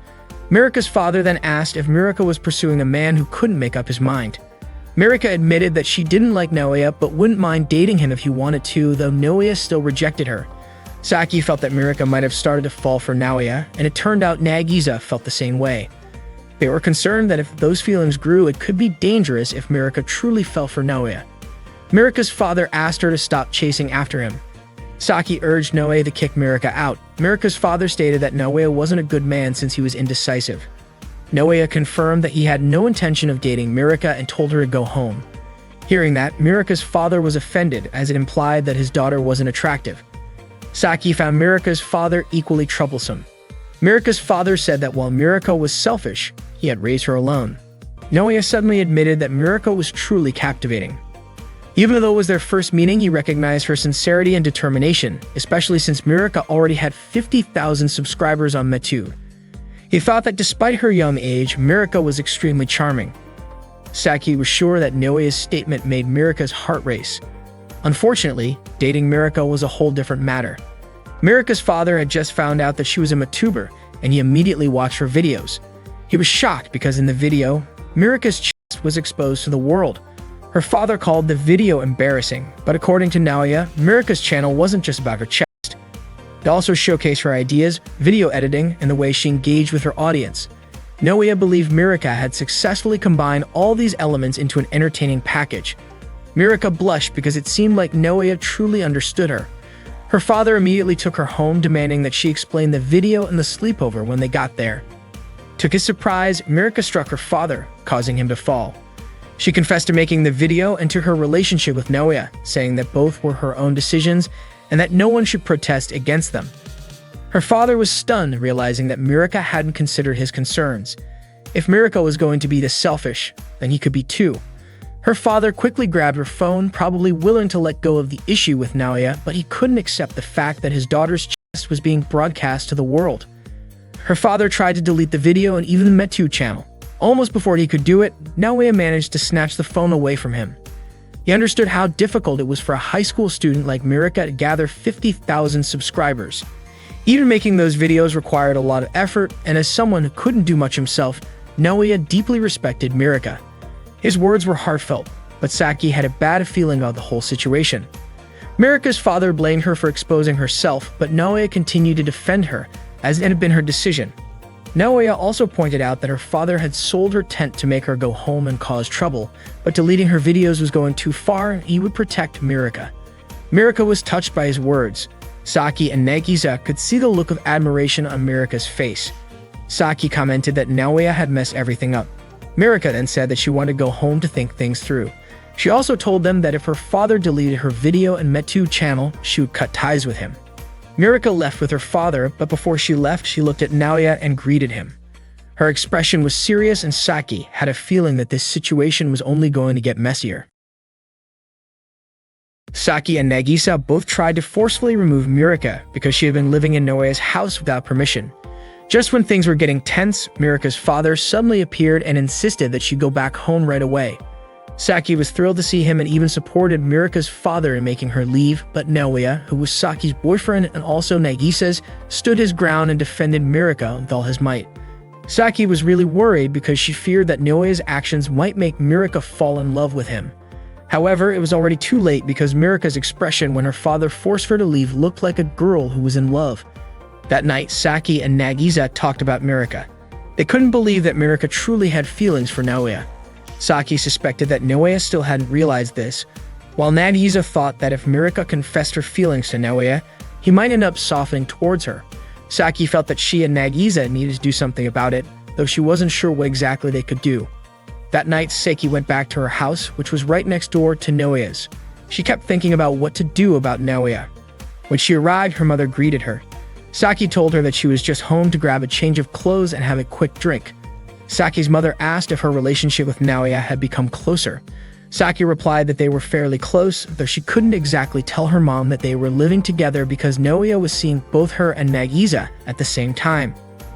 Saki's mom then asked if she and Naoya had done it yet. Saki was really upset and embarrassed by the question. Her mom pressed on, asking if Saki was interested in that sort of thing. Saki grew more frustrated. Her mom seemed to understand and guessed that maybe Saki and Naoya hadn't done it yet. Saki admitted that they hadn't. Then her mom asked if Saki and Naoya had kissed, and Saki admitted they hadn't kissed either. Saki's mom seemed surprised and asked if Naoya had no sexual desires. Saki told her mom to mind her words. Her mom was puzzled, asking if there was any man who could resist his desires when living with someone as cute as Saki. But Saki didn't feel that way. Her mom complimented Saki's slender body, which she got from playing basketball, her soft hair, and her perfect smile. She said that the reason Naoya had been chasing Saki for so many years was because Saki was so cute. Saki blushed at the compliment from her mom. She realized that there had been many intimate moments between her and Naoya, but at those times, Naoya had seemed too calm. She wondered if she was going to keep being treated that way. Her mom reassured her, saying that with her cuteness, Saki would surely be able to awaken Naoya's sensitive side. Saki felt encouraged and decided to keep fighting. Later that night, Saki went back to Naoya's house. She found him working on his school assignment while Nagisa was already asleep. Naoya was startled when he saw Saki wearing a sexy bunny costume. Naoya asked why she was wearing that outfit. Saki started teasing him, asking if he was getting turned on. To her surprise, Naoya admitted that he was actually feeling confused. Saki almost couldn't believe what she was hearing. She thought the outfit was great, and her mom had assured her that it would work. Naoya was shocked to find out that it was her mom's idea. Saki asked if she didn't look cute in the bunny costume, and Naoya admitted that she did. Saki then asked if Naoya liked bunny girls, and Naoya looked her up and down before saying that he did. Saki smiled and asked if Naoya wanted to pin her down. But of course, Naoya immediately refused. Saki jokingly said that Naoya's sexual desires must have died, and Naoya was confused by her statement. Saki then asked what was going on with him, and Naoya reminded her that they had promised not to do anything inappropriate. According to Saki, even though they had promised about it, wasn't it supposed to be that if there was a bunny girl greeting Naoya, he would immediately do something inappropriate with her? Naoya asked if Saki liked men who broke promises. Saki pushed Naoya and said that she didn't like his serious attitude about keeping promises. She really wanted Naoya to get aroused by her, not to hold back. Saki's costume slipped down and almost revealed her chest, so Naoya supported Saki's chest with both of his hands to prevent her costume from falling off, but Saki slapped Naoya's face. Saki said that she had told Naoya before to hold himself back, even if he was aroused, and she called Naoya a pervert. Naoya was surprised because Saki seemed happy about it. Saki quickly ran inside, saying that there was a pervert who got turned on by the bunny girl. Naoya thought that as long as Saki was happy, it didn't matter to him. The next morning, while they were having breakfast together, Saki looked cheerful and bright. When Nagisa was washing the dishes, Saki offered to help, but Nagisa refused. Saki looked so happy, and Nagisa asked if something good had happened to her. Saki denied it, saying she was just going out for a quick walk. Nagisa became even more curious about what happened to Saki last night that made her look so excited. Nagisa was really surprised when she saw the bunny girl costume in the laundry pile. Seeing that, Nagisa was sure that something must have happened between Saki and Naoya the night before. It turned out that Saki had accidentally put the bunny costume in the laundry. At that moment, Saki was enjoying her morning walk by herself. Nagisa approached Naoya and showed him the bunny costume, asking what happened between him and Saki last night. Naoya said he had promised not to do anything special, but the bunny costume was indeed very silly. Nagisa asked which part Naoya liked, and Naoya said it was the parts that were both cute and seductive. He admitted that he was saying this sincerely. Nagisa then asked if Naoya liked cosplay. Naoya wasn't very experienced, but it seemed like he did enjoy cosplay. After hearing this, Nagisa went back to her room to change. She came out dressed in maid costume. Naoya was surprised and asked why Nagisa had such clothes. Nagisa then asked Naoya what he thought of her appearance. Naoya said that he wanted Nagisa to call him master. Nagisa agreed and said that she loved her master, Naoya. Naoya was so shocked that he fell, saying that Nagisa looked like a very cute maid. While Seki was still happily enjoying her walk with a bright expression, Nagisa was busy serving Naoya. She made tea for him, and Naoya called her cute. Not only that, but Nagisa also massaged Naoya's shoulders while he was studying, and Naoya said that Nagisa's cuteness had flowed inside him. When Nagisa said she would always be by his side, Naoya responded that her cuteness was always there with him. Hearing this, Nagisa smiled and even invited her master Naoya to ask for anything from her. Naoya asked if he could really ask for anything, and Nagisa said that she was Naoya's maid, and she had already made up her mind. Naoya asked for Nagisa to be his maid once a week because if Nagisa's role as his cute maid ended, it would break his heart. Nagisa said it wouldn't be fair if Naoya said something so happy because she still felt like an inexperienced maid, even though she was in the position of having to serve Naoya. Nagisa asked Naoya to pet her head, and Naoya agreed. They both immersed themselves in the role of master and maid. At dinner, Nagisa's face was still cheerful and glowing. She offered to refill Naoya's plate and even accidentally called him master. Nagisa looked so happy while serving Naoya his rice. Saki then realized why Nagisa was calling Naoya master. Nagisa looked terrified, but it seemed like Saki just assumed she had misheard. The next day at school, a few male students were staring at Mirika, who was standing near Naoya's classroom. They were captivated by Mirika's beauty. Her sweet appearance and well-endowed figure made the boys fall for her. Mirika looked like an idol. However, she was still thinking about how Naoya had protected her from her father. Mirika tried to deny that she had feelings for Naoya, the man who was involved with more than one person. But strange feelings resurfaced as she secretly watched Naoya write. Seki was curious why Mirika was standing in front of her classroom. Mirika admitted that she wanted to talk to Naoya. Shino then asked Saki if she knew Rika, to which Saki replied that she was indeed friends with Mirika. Mirika quickly covered Seki's mouth and told her not to call her Mirika at school. Instead, she should call her Rika. Saki then asked if Mirika liked Naoya, but Mirika immediately denied it, though Saki wasn't convinced. Naoya approached them and asked what was going on. Mirika looked embarrassed and greeted Naoya. Seeing her expression, Saki was now certain that Mirika had feelings for Naoya. Mirika asked Naoya to come with her because there was something she wanted to talk about. However, Saki questioned what they were going to discuss, and she made it clear that she would not let Naoya be alone with Mirika.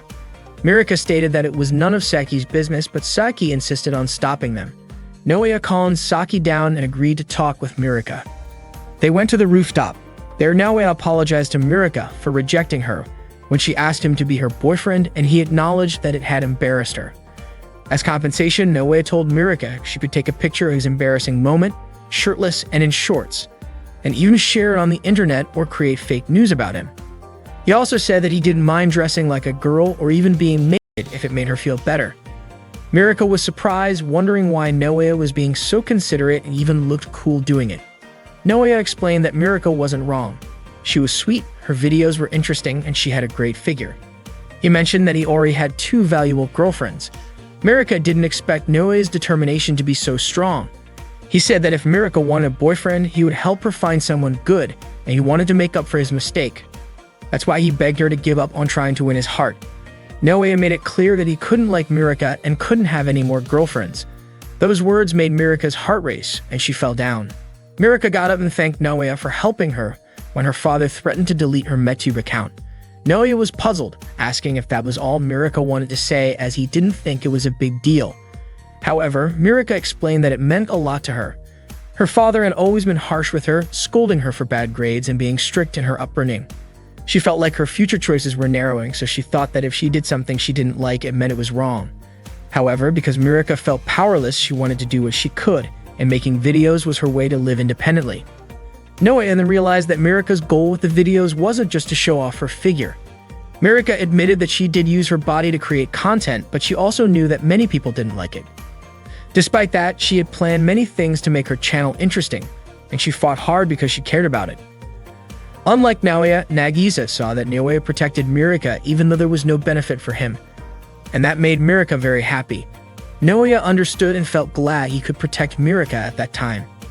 Mirika was shocked, and she quickly ran off, telling Naoya to stop saying such things.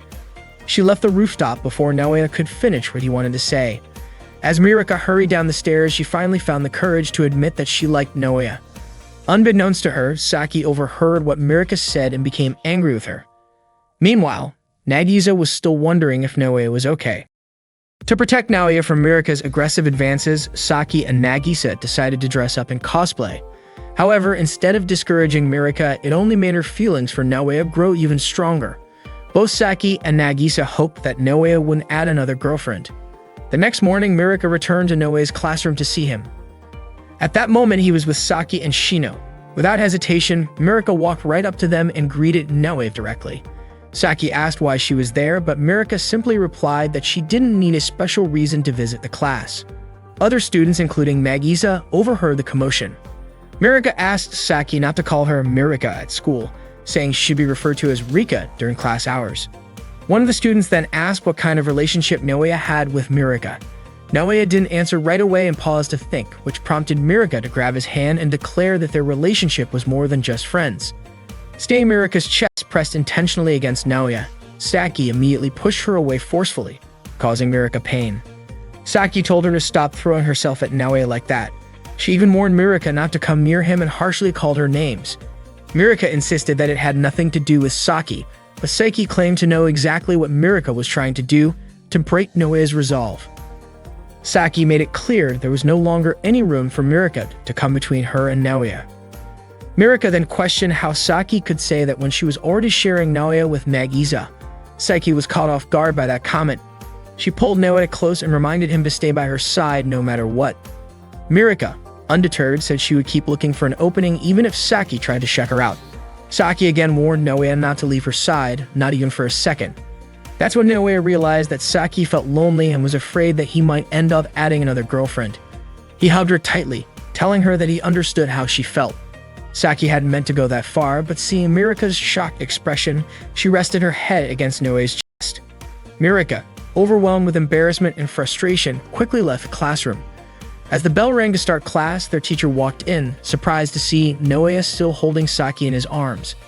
Naoya explained that Saki was feeling lonely and asked the teacher not to worry about them. The teacher then told the students to open their textbooks while Saki remained seated on Naoya's lap. Saki asked whether they were really going to stay like that for the entire class. Naoya told her not to hold back and that something that small wouldn't make her loneliness go away. Saki admitted that they hadn't spent much time alone lately. She was worried and felt left out because of Mirika's presence, but that didn't mean they should stay that close during class in front of everyone. It made her feel embarrassed. As Naoya reached down to grab his eraser that had fallen, one of his hands accidentally touched Saki's chest, causing her to let out a surprised sound. Their classmates were startled by the noise. Naoya, completely unaware of the situation, apologized for touching her chest. Saki, red-faced with embarrassment, screamed. They remained close like that until the bell rang, signaling the start of gym class. Naoya asked if they needed to change clothes together, but Saki immediately said that wasn't necessary. Shortly after, Mirika returned again to see Naoya. Saki ignored her and quickly dragged Naoya outside. Mirika asked what Saki was planning, but Saki shut the classroom door and ran off with Naoya. Mirika chased after them. When they reached an empty room, Saki locked the door, refusing to let Mirika talk to Naoya. Naoya asked what she was planning to do in there. Saki replied that she wanted to change clothes in that room. Outside the door, Mirika kept begging them to open it. Saki asked Naoya to close his eyes while she changed. She said she hated doing this, but she couldn't stop worrying that Naoya might fall for Mirika, who seemed genuinely determined to win him over. She was convinced that Mirika might actually succeed in stealing him away. Naoya thought he should wait outside, but Saki stopped him and asked him not to leave her. Then Naoya pointed out that Saki's underwear was visible. Shocked, Saki quickly covered herself. Naoya ended up staying in the room, turning his back as Saki changed clothes, since they had taken a bath together before. Showing her underwear shouldn't have been a big deal. Not long after, Nagisa sent Saki a message saying she had threatened Mirika by sending her a message from a fake account on Twitter. The message said that Mirika's real identity would be exposed if she didn't show up on the school rooftop. That way, Saki could feel safe around her. Saki immediately opened the door to the room, and sure enough, Mirika was gone. She felt incredibly relieved and thanked Nagisa for what she did. Meanwhile, Mirika arrived at the school rooftop but found no one there. She was confused, trying to figure out who could have sent that message. Back in the room, Saki had changed into her gym uniform, and Naoya told her she looked even cuter than usual. Later that day, when they got home, Saki had a conversation with Nagisa. Saki said it had been a tiring day. Thinking back on it, she pointed out how odd it was to see someone hugging their boyfriend so openly in school. According to her, Naoya hadn't let go of her the entire class period. Nagisa, instead of judging, was actually impressed at how passionate the hug was. Hearing that, Saki called Nagisa cute and innocent. Then Naoya walked in and asked what they were talking about. Out of the blue, Saki said they had been talking about how Nagisa really wanted to be hugged by him. Naoya offered to hug her, but Nagisa turned him down, saying it didn't feel right since Saki didn't want him hugging other girls. But Saki suddenly imagined Naoya hugging Nagisa and said it was fine. Her heart wasn't that narrow. She pointed out that since Nagisa had decided to stick with this relationship, she didn't need to keep holding herself back like that. According to Saki, going up against someone who always restrains herself just wouldn't feel satisfying. Nagisa was deeply touched by that. Saki stood up to leave, but Naoya stopped her and asked her to watch while he hugged Nagisa. He felt it would be wrong to do it without Saki seeing because it might make her anxious. He then asked Nagisa if she was okay with it, and when she agreed, they started hugging while Saki stood just outside the door watching. Saki wasn't sure how to process what she was seeing. Naoya and Nagisa hugged affectionately, and shortly after, Naoya asked Saki if she was okay. Saki told him to stop asking so much. Naoya went back to hugging Nagisa and asked how she was feeling.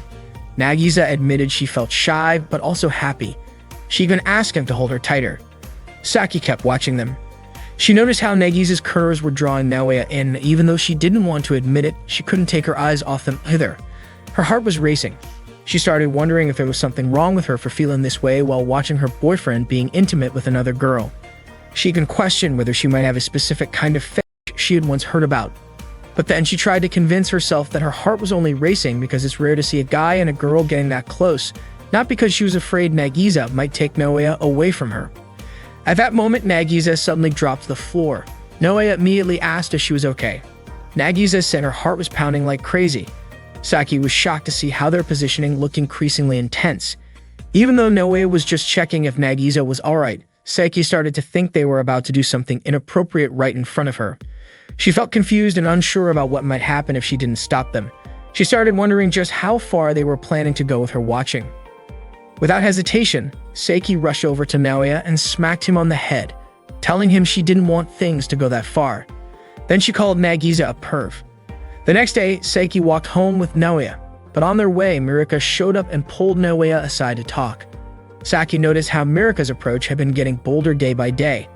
Mirika asked Naoya if he had any hobbies, even going so far as to push Saki aside just to get closer to him during the conversation. Not wanting to be outdone, Saki tried to pull Mirika away from Naoya.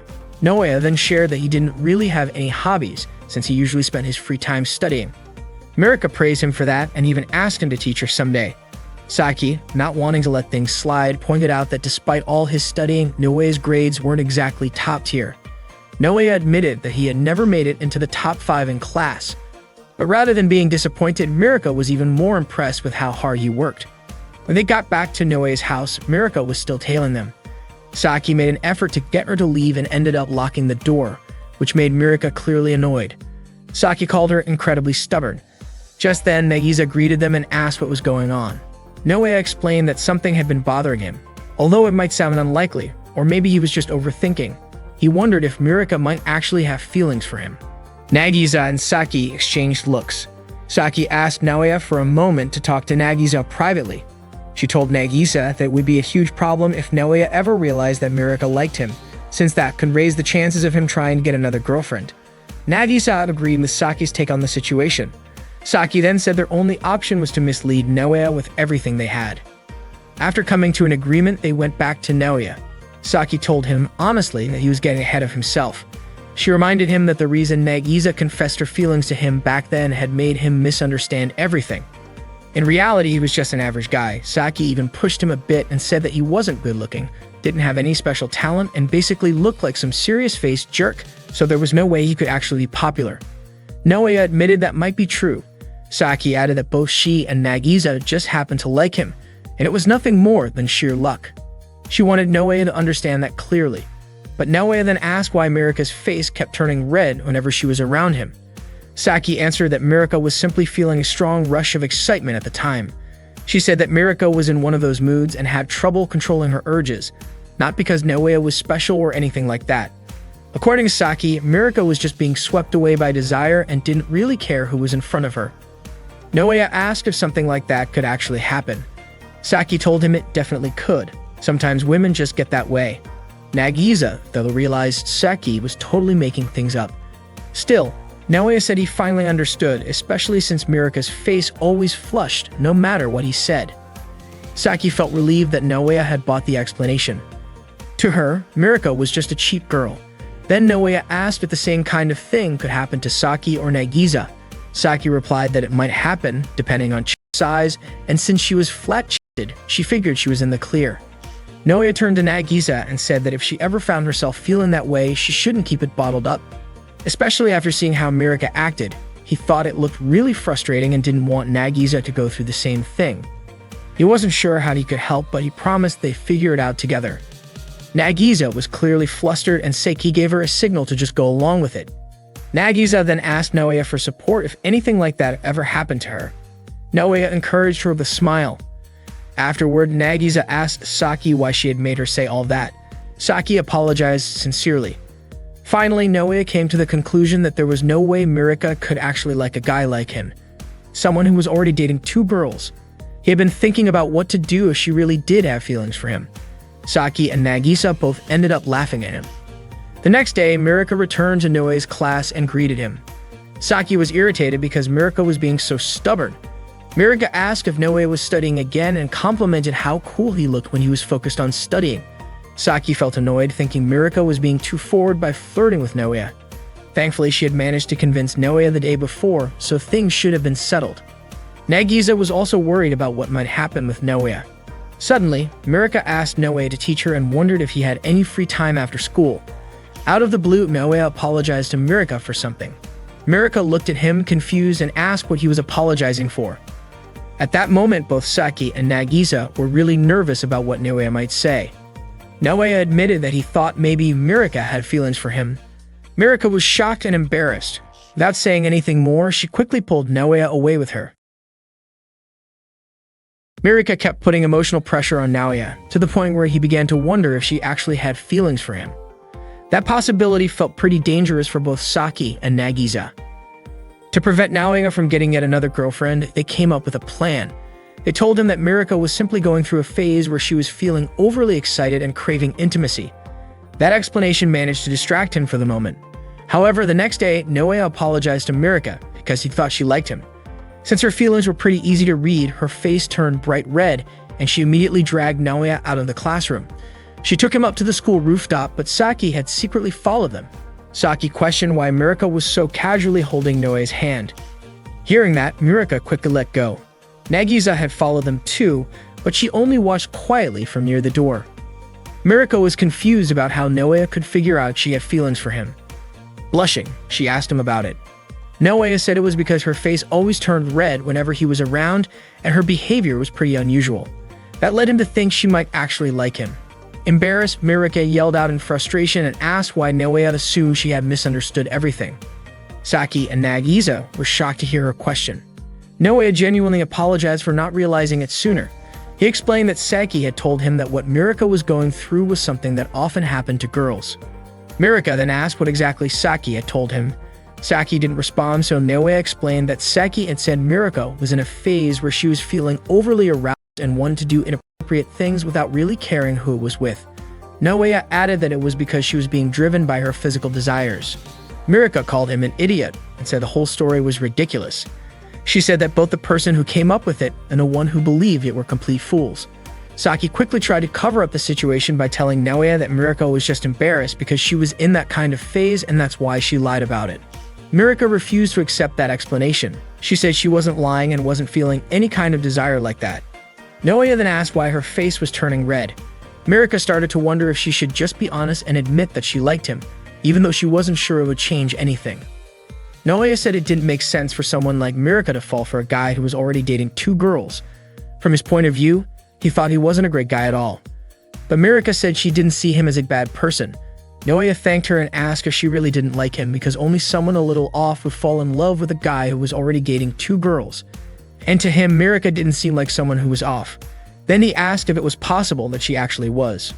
Mirika said that she was still a normal person. Based on that, Naoya concluded that she really must be going through a phase where she just felt an intense desire.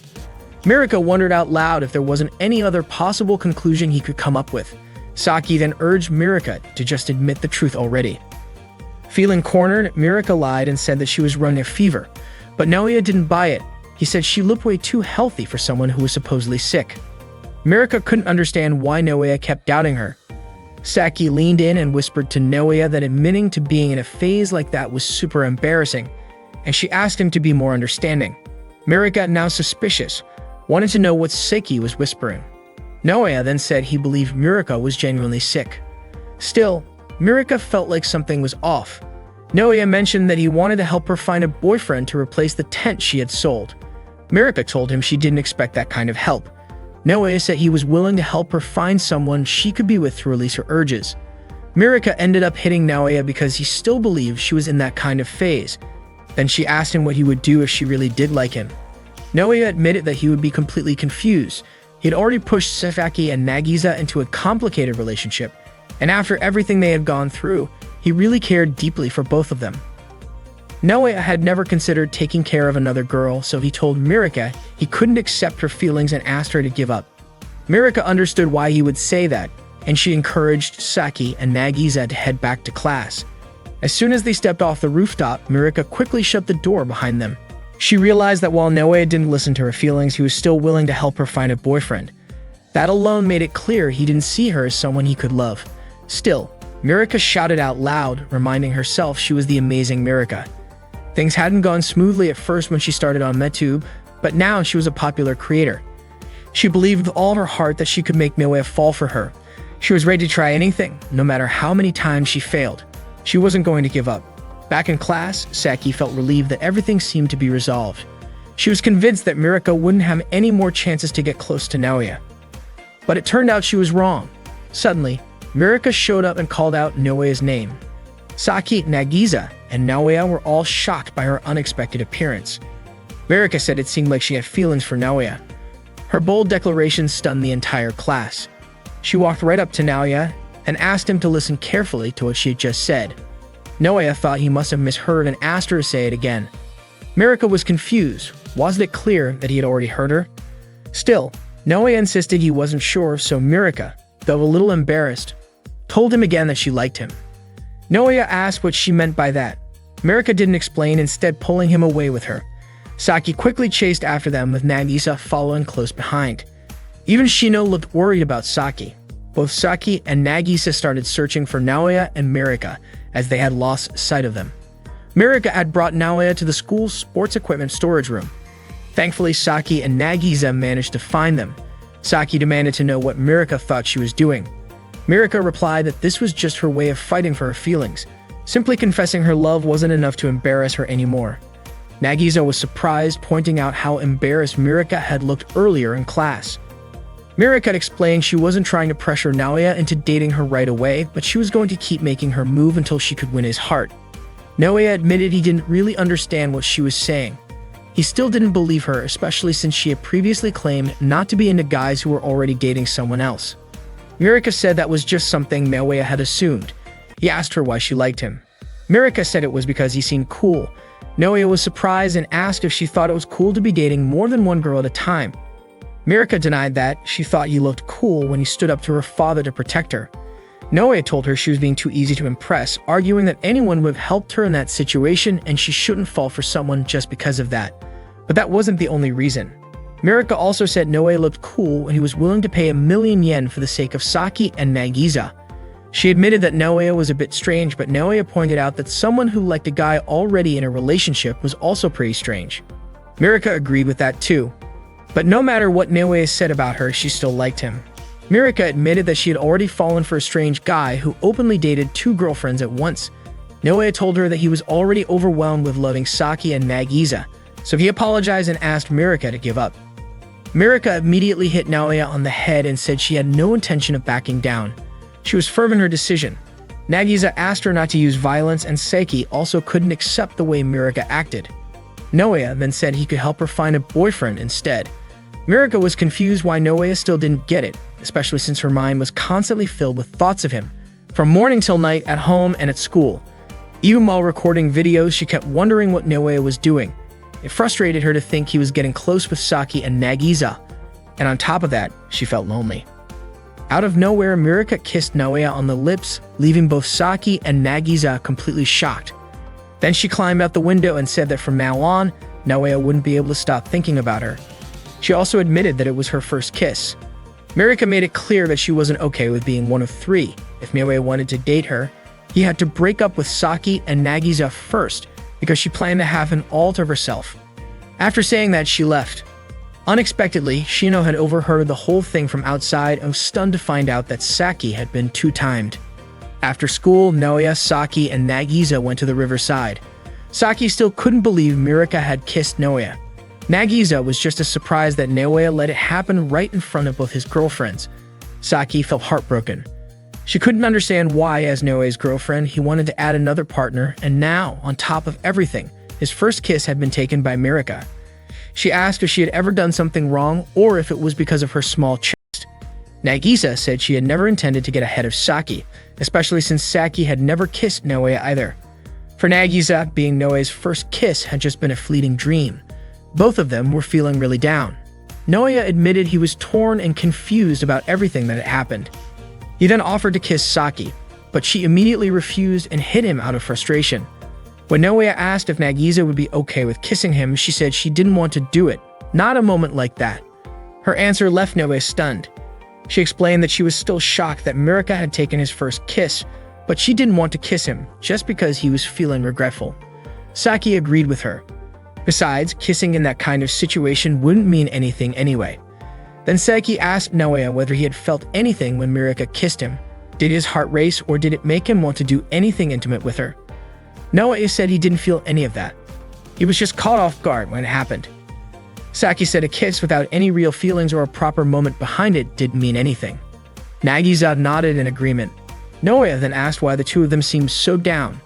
Saki said that even if it was just to stand up to Mirika, she and Naoya should share a kiss that was truly special, something Mirika could never top.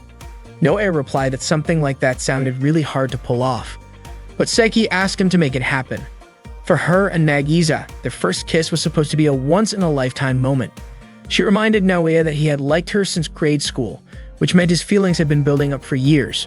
One day, when he loved her with all his heart, when he truly admired her sweet side, and when her feelings for him were at their peak and overflowing. Only then, when both of their emotions couldn't be held back anymore, would that be the right time for their first kiss.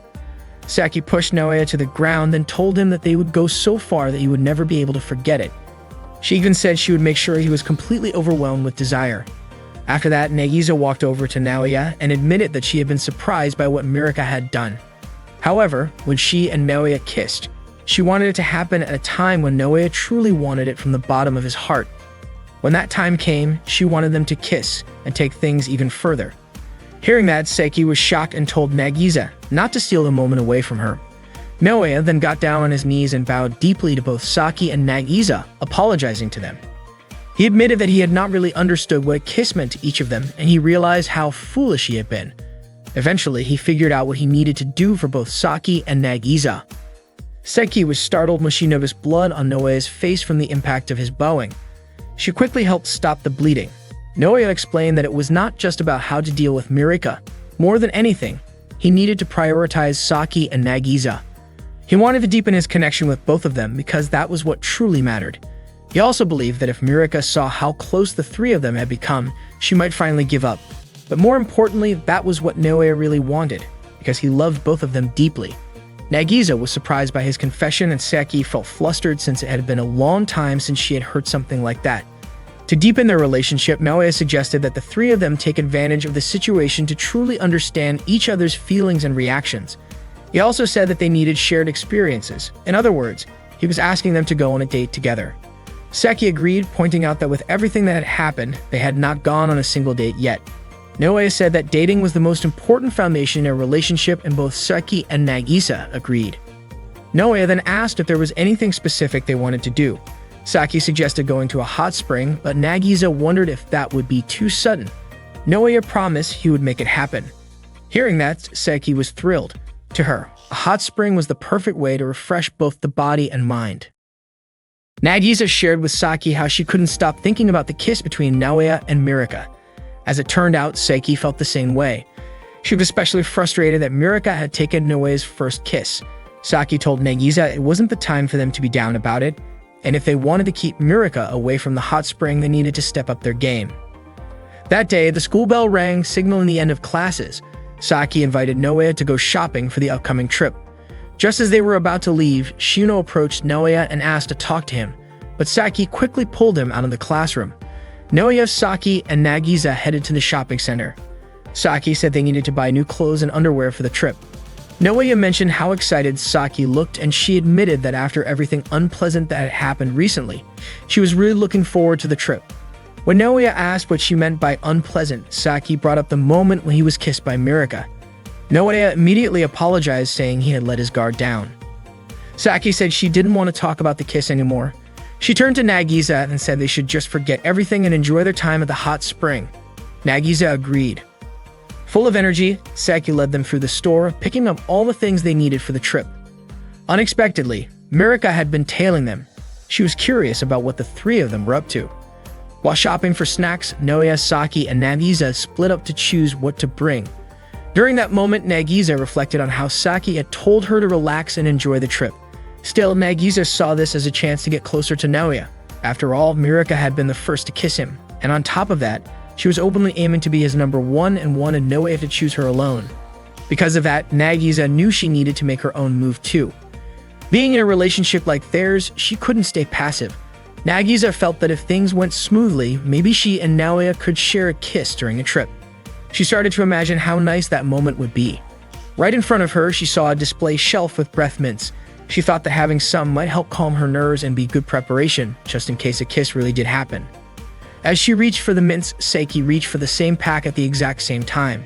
They locked eyes, and in that moment, it became clear that they both had the same reason for picking it up.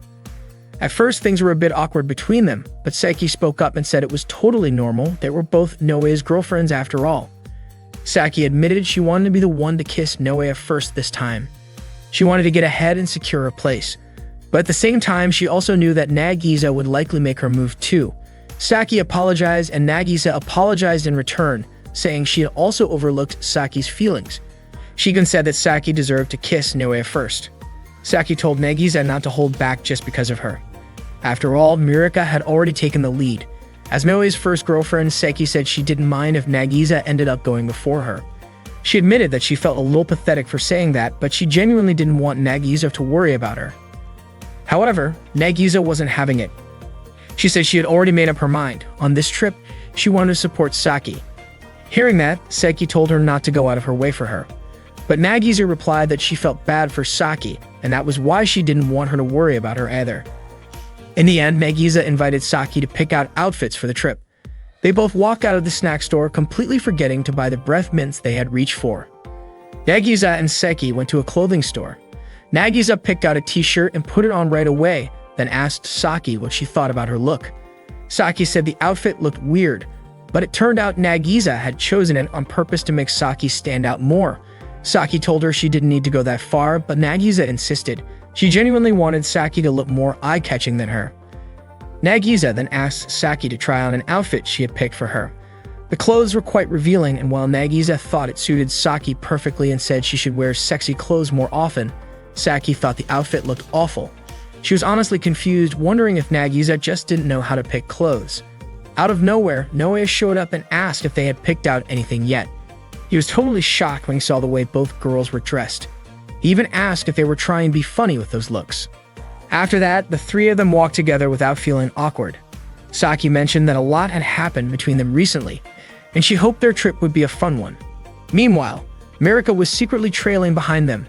Naoya started to feel like someone was watching him.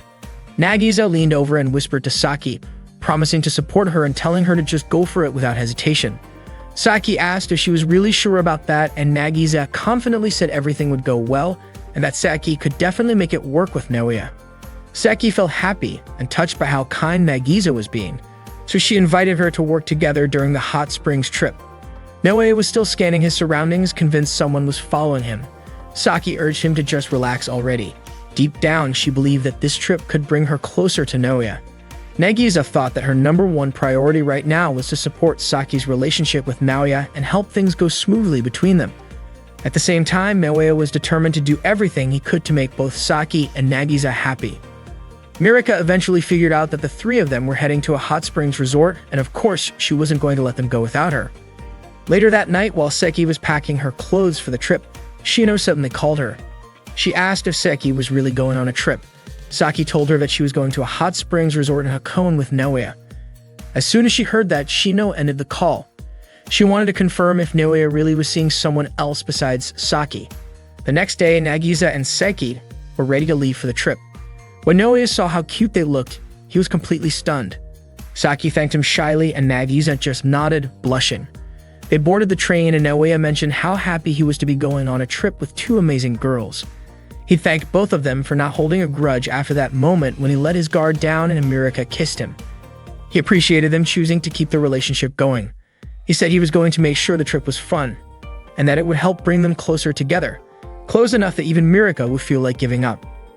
Naoya even shouted that he was going to show off how happy he was with Saki and Nagisa. That surprised both girls, and Naoya asked if they didn't want that too. Saki told him he was being way too intense with how he talked. Naoya then asked if they hated him, and without waiting for an answer, he shouted again that he was going to work hard to make them fall for him all over again. Naoya's sudden shout instantly drew the attention of the other passengers. Nagisa and Saki both admitted that they still had feelings for him.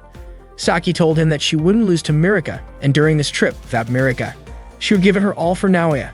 Not long after, they arrived at their destination and had to get off the train. As they walked together, Naoya pointed out that there was no one they knew around, which meant he could try something to deepen their bond. Without hesitation, he grabbed Saki and Nagisa's hands. Naturally, this made people around them stare.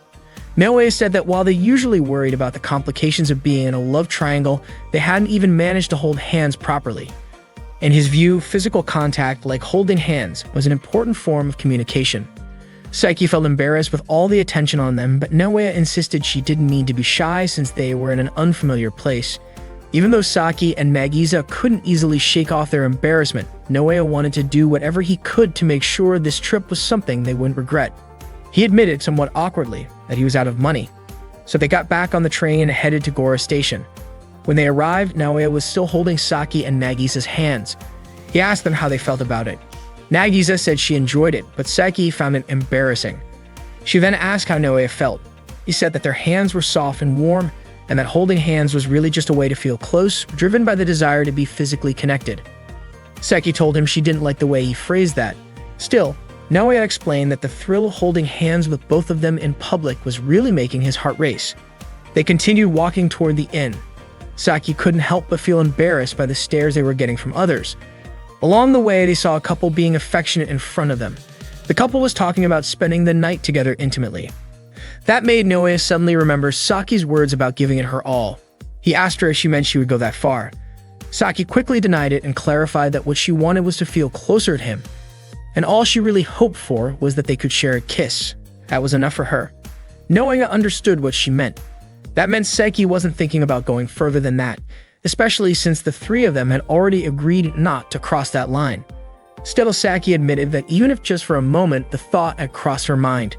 She realized she had said too much, but deep down, she hoped this trip might give her a chance to grow closer to him. Eventually, they arrived at the inn. It looked amazing, very elegant and clearly expensive. Just as they were about to go inside, Mirika suddenly appeared. Saki was visibly annoyed, thinking that Mirika had followed them. Moments later, Shino also showed up and called out to Saki. Surprised, Saki asked why Shino was there too. Noe said it was just a coincidence that Shino was vacationing in the same place.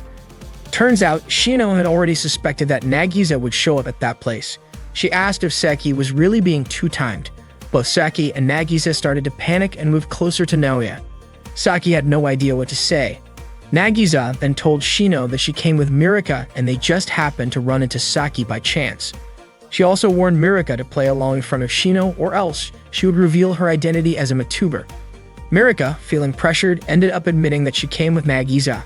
After that, both of them went into the inn. Before Shino could ask any more questions, Saki and Naoya quickly followed and went inside as well, choosing to ignore her. Nagisa and Mirika rushed off, trying to avoid any further run-in with Shino. Mirika asked what they were supposed to do next, but Nagisa didn't have an answer. Meanwhile, Saki and Naoya had already entered their room. Saki was surprised by how everything unfolded. Naoya thought that maybe it was time to just be honest about the complicated relationship. Suddenly, Saki remembered Nagisa and asked where she was. At that moment, Naoya received a message from Nagisa. She said that if they ran into Shino again, it would be hard to come up with another excuse, especially since Mirika also needed to be kept in check. So for this trip, she suggested Saki and Naoya enjoy it as just the two of them. Saki felt touched reading Nagisa's message, but Naoya didn't think that was the right thing to do. Elsewhere, Nagisa and Mirika were soaking together in the hot spring. Nagisa said the place was amazing because of the open-air bath and invited Mirika to enjoy it together. Mirika seemed confused and asked who Shino really was. She even started thinking about escaping and sneaking over to Naoya if she got the chance. Nagisa explained that Shino was Saki's friend. Then, out of nowhere, Naoya appeared above the fence, calling out to Nagisa to come with him. She jumped back inside to meet him. Naoya explained that entering the room the normal way could risk being spotted by Shino, so instead he climbed out through the window and onto the roof, figuring that would be safer. Nagisa admitted that being near Shino made things feel a bit risky. Naoya told her that the trip was meant for the three of them, so if they didn't enjoy it together, it wouldn't really mean anything. Nagisa understood that, but the problem was, she wasn't wearing anything at the time. It made her feel embarrassed. Naoya confessed that he couldn't leave her alone because she was someone he really cared about. Embarrassed, Nagisa ran back inside and said she was totally fine. Naoya asked why she didn't want to be with him. She kept refusing, but he didn't care what the reason was. He still wanted to be with her. Their closeness made Nagisa feel awkward, especially because she had promised herself to prioritize Saki on this trip. She ended up pushing Naoya away, rushed into the room, locked the door, and quickly got dressed. She told him again that she was fine, and then she left. Suddenly, Mirika pulled Naoya into the hot spring and asked how he could act all sweet and affectionate right in front of her. She saw that moment as her chance to really tease Naoya without holding back. Shino strongly suspected that Naoya was being unfaithful to Saki. She could not forgive the idea of him cheating, and she was ready to step in if Saki ever started going down a path that would hurt her. What shocked Shino even more was learning that it was not just one other girl involved, but two, and Saki seemed completely unaware. Shino no longer knew what was happening to her best friend. Meanwhile, Naoya was spending time with Mirika at the hot spring. He told her that he needed to speak with Nagisa, suggesting that they delay whatever conversation they were about to have. However, Mirika refused. She was happy to finally have some alone time with him and made it clear she wanted to make the most of the moment. Naoya asked what she meant by that, and Mirika explained that she planned to win him over, honestly and directly. Naoya guessed that she might try something bold to get his attention, but Mirika told him that if they were not officially a couple, she would not do anything that crossed the line. She clarified that she just wanted to express her feelings a bit more openly. Curious, Naoya asked why she had been okay with kissing him earlier. Mirika said that was different. It had just happened in the moment. She then asked what that kiss meant to him. Did it leave an impression? Did his heart race when he thought about it? Naoya admitted he had been surprised by it. Mirika was puzzled by that response. She had not expected her first kiss to only leave someone feeling surprised. As Naoya stood up to leave and catch up with Nagisa, Mirika asked him to stay just a little longer, not to flirt, but to talk. She wanted them to get to know each other better. She said that without understanding each other, their relationship would never move forward. She also genuinely wanted to learn more about him. Naoya said he was more concerned about Nagisa and started to walk away, but Mirika gently stopped him. She told him she would listen to whatever he wanted to say. Noea agreed to stay, but only for 5 minutes. Mirka started a timer on her phone and invited him to relax in the hot spring with her while they talked. She held his hand and encouraged him to stop worrying about small things. She suggested they introduce themselves more properly. When asked what he liked most, Mirka said it was herself. Noea answered that he liked bananas. Mirka laughed, calling him unusual, but Noea explained that they were tasty. Mirka agreed, but teased him about picking such a simple answer. Then she asked what he disliked. She said she disliked school, studying, internet negativity, and had a strained relationship with her father. Noea replied that what he disliked was not a specific thing, but a feeling, regret. That was why he valued putting in effort every single day. Mirka found his answer admirable and asked about his dreams. She shared her own dream: to grow her MeToo channel, gain more fans, earn a living from it, and leave a lasting mark through her work. Noea admitted he had not thought much about his dreams before. Right now, his main goal was to make both Saki and Nagisa happy. Mirka was slightly disappointed by that answer, but appreciated his honesty. She admitted that, even though it frustrated her, she liked that part of his personality. It was the moment she realized her feelings for him were real. Mirka then asked about his family. She said she had a younger sister, although their relationship was not very close. Noea shared that he was an only child but wished he had siblings. She asked him where he would like to travel. Mirka's dream destination was Hawaii. Noea said he would prefer somewhere close, anywhere that did not require getting on a plane. Curious about his free time, she asked what he usually did aside from studying. Mirka said she enjoyed making videos and had recently been focused on camping content, which had been gaining attention.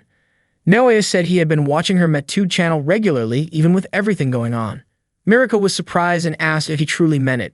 Noea told her videos were genuinely fun to watch. Blushing, Mirka thanked him and said she was really happy to talk with him. At that moment, she felt completely overjoyed. Before they realized it, the 5 minutes were up and Mirka's phone alarm went off. She reminded Noea that it was time to go. Just as he was about to leave, her towel slipped by accident. She quickly returned to the water and Noea immediately jumped over the fence to give her privacy. Embarrassed, Mirka covered her face and let out a nervous sigh. While Noea was searching the rooftop for Nagisa, he slipped and accidentally fell into the hot spring where Shino was about to enter. Shino was shocked to see him there. Noea quickly tried to explain himself and mentioned that she had merely been exposed. Shino became furious, calling him indecent and demanding an explanation for why he was in the women's bath. Noea said it was a complete accident, but Shino was not convinced. She could not believe Saki's boyfriend would behave in such an inappropriate way. Rather than defending himself, Noea thanked Shino for always being a good friend to Saki.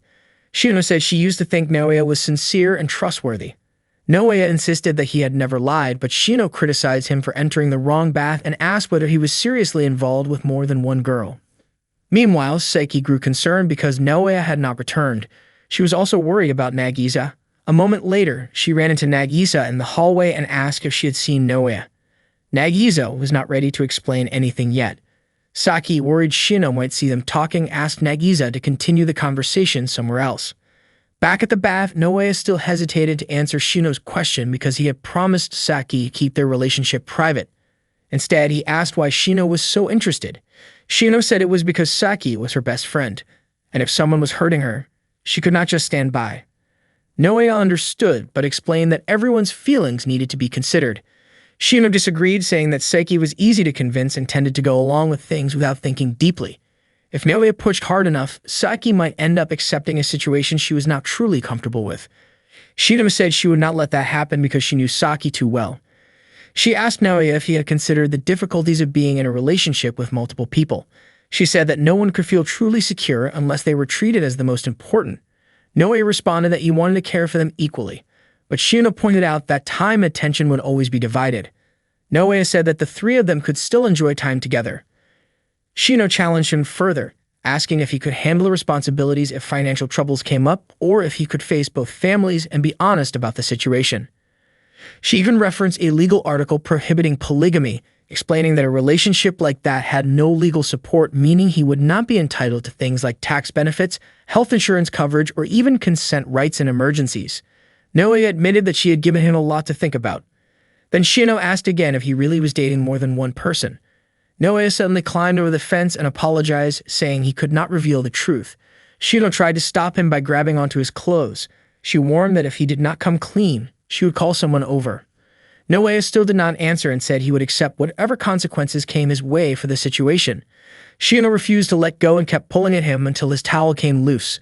Noe warned her, but Shino seemed unbothered and commented that she had nothing to be embarrassed about, even saying that she was not as well endowed as Saki. She told Noe she would never forgive him if he truly betrayed Saki's trust. Instead of reacting defensively, Noe said he was glad that Saki had such a loyal friend. Shino told him it was not the right time to say something like that. Still holding on to his clothes, she asked why Mirika had also confessed to him, and whether he now had 3 girlfriends. Noe replied that he did not, at least not yet. Shino was even more confused and upset, unable to understand what he was thinking. Eventually, Shino pulled him so hard that he lost his balance and fell. At that very moment, Saki and Nagisa entered the bath area. They were stunned to see Shino, without a towel, on top of Noe in a situation that looked extremely awkward. Saki assumed something inappropriate had happened, but Shino quickly denied it. Saki asked why Shino was even with Noe in the first place. Shino tried to explain that things were not how they looked. Noe then hugged Shino tightly to prevent her from getting up and accidentally exposing herself even more. Saki burst into tears, heartbroken that not only had Mirika taken Noe's first kiss, but now it felt like her own close friend had turned against her too. Shino was stunned to hear about the kiss between Noe and Mirika. Just then, Nagisa snapped a photo of Shino and Noe together. Nagisa calmly explained that nothing inappropriate had happened and said that if Shino kept doubting them, it would only cause more trouble. Shino stood up and asked if Nagisa was trying to threaten her, completely unaware that she was not wearing anything. Noe quickly apologized for seeing her by accident, and Shino screamed in embarrassment and ran back inside. Saki and Nagisa both felt a wave of relief when they saw Noe was still wearing his underwear. That meant nothing had actually happened between him and Shino. Saki ran up to Noe, crying, then slapped him and asked why he had taken his pants off in the women's bath area. Noe tried to explain that a lot had just happened. Nagisa pointed out that what really mattered was that their relationship had not been exposed. Saki thanked her and gave her a big hug. Nagisa then said she should probably head back to Mirika's room. Noe asked why she was not coming back to their room, and Nagisa replied that even if they could keep their relationship hidden, getting caught staying in the same room would just make things worse. Saki said she did not have to go that far, but Nagisa insisted she wanted to be careful. Noe thought something felt off about Nagisa, but she insisted she was acting like her usual self. He figured she had been avoiding him earlier because something was bothering her. Nagisa admitted that it was because she had not been wearing anything at the time. Saki was shocked to hear that and asked if it had something to do with Nagisa's promise to support her during the trip. Noe looked confused and asked what they were talking about. Nagisa admitted that, in a way, she was also benefiting from the situation. From the beginning, she had stepped into a relationship that originally belonged to Saki and Noe. To Saki, it probably seemed like she was interfering. If Nagisa kept getting close to Noe without thinking about Saki's feelings, Saki would start to resent her. And if Saki began to hate their 3-person relationship, it would all fall apart. So in order to stay with Noe even just a little longer, Nagisa felt she had to protect the balance. Giving Saki time alone with Noe was not just for Saki's sake, it helped her too. That was why she asked that enough to worry about her. Noe immediately rejected that idea. He started to move toward Nagisa, flustered and without pants. Saki quickly reminded him that he needed to leave the women's bath area immediately. Just then, 2 female guests walked in and screamed at the sight of him. Noe tried to explain that something important was happening, but Saki did not hesitate. She knocked him out and told him to get out. The guests quickly apologized and left. Nagisa also said she was going to go, but Saki stopped her. Saki told her she was holding herself back too much. Even if she wanted to help, it did not make sense for her to take things into her own hands during the trip. She asked why Nagisa was going to such extremes. Nagisa said it was kind of embarrassing and asked Saki not to tell Noe about it. The 2 of them sat together in the hot spring, chatting as they soaked. Nagisa admitted she had never really been good at anything.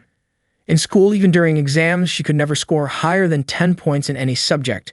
Just to get an average score, she had to study way more than anyone else. When she was 6 years old, she practiced spinning on the horizontal bar every day for an hour for 3 straight months. She had always known that if she wanted to get good at something, she had to work twice as hard as everyone else, because she had no natural talent. But she was used to that.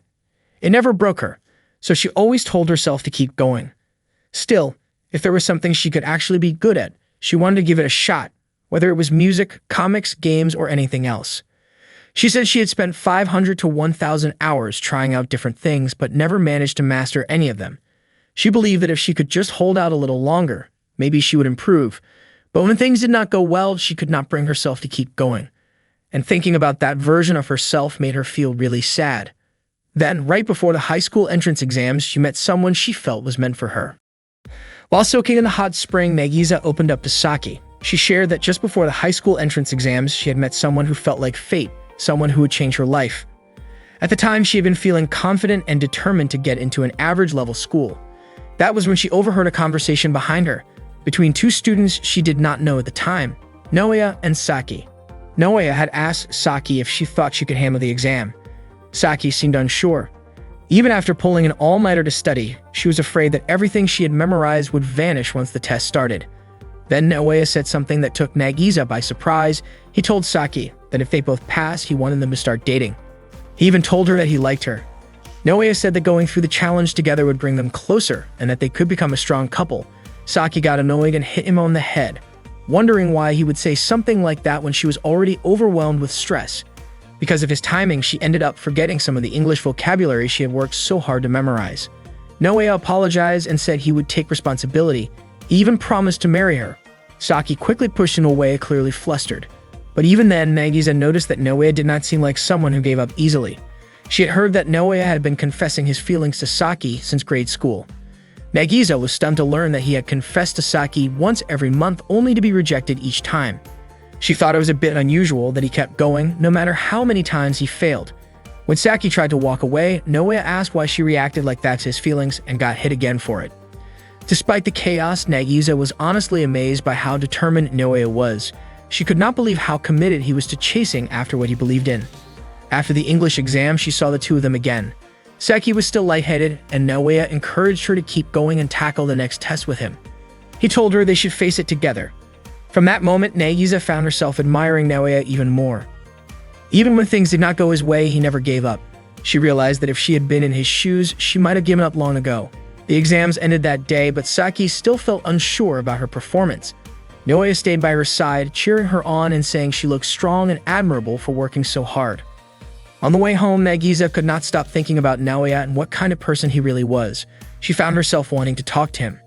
She even wished she could live with the same kind of determination he showed. When the test results were posted, Nagisa was thrilled to learn she had passed and made it into the high school.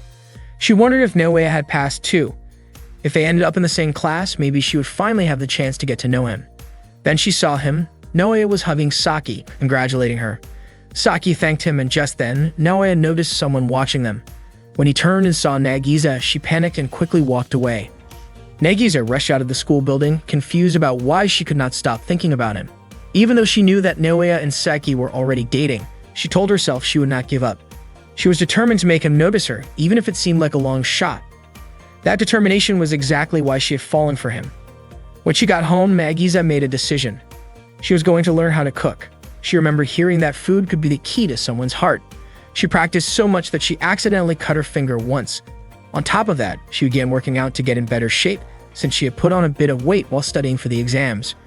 She wanted to feel confident when the time came to express her feelings to Naoya. She even got a part-time job to earn money for better ingredients, hoping that good food would help her get closer to him. It was not easy, but for the first time, everything she did had a clear purpose. It was all for someone she truly cared about, and she was ready to give it her all. Nagisa also made a few changes to her appearance. She switched from glasses to contact lenses and tried a new hairstyle. She had never expected to feel this happy and fulfilled just by working on herself. She said that the person she had become was all thanks to Naoya, and her biggest wish was to keep their relationship going. To her, he was someone who had changed her life for the better.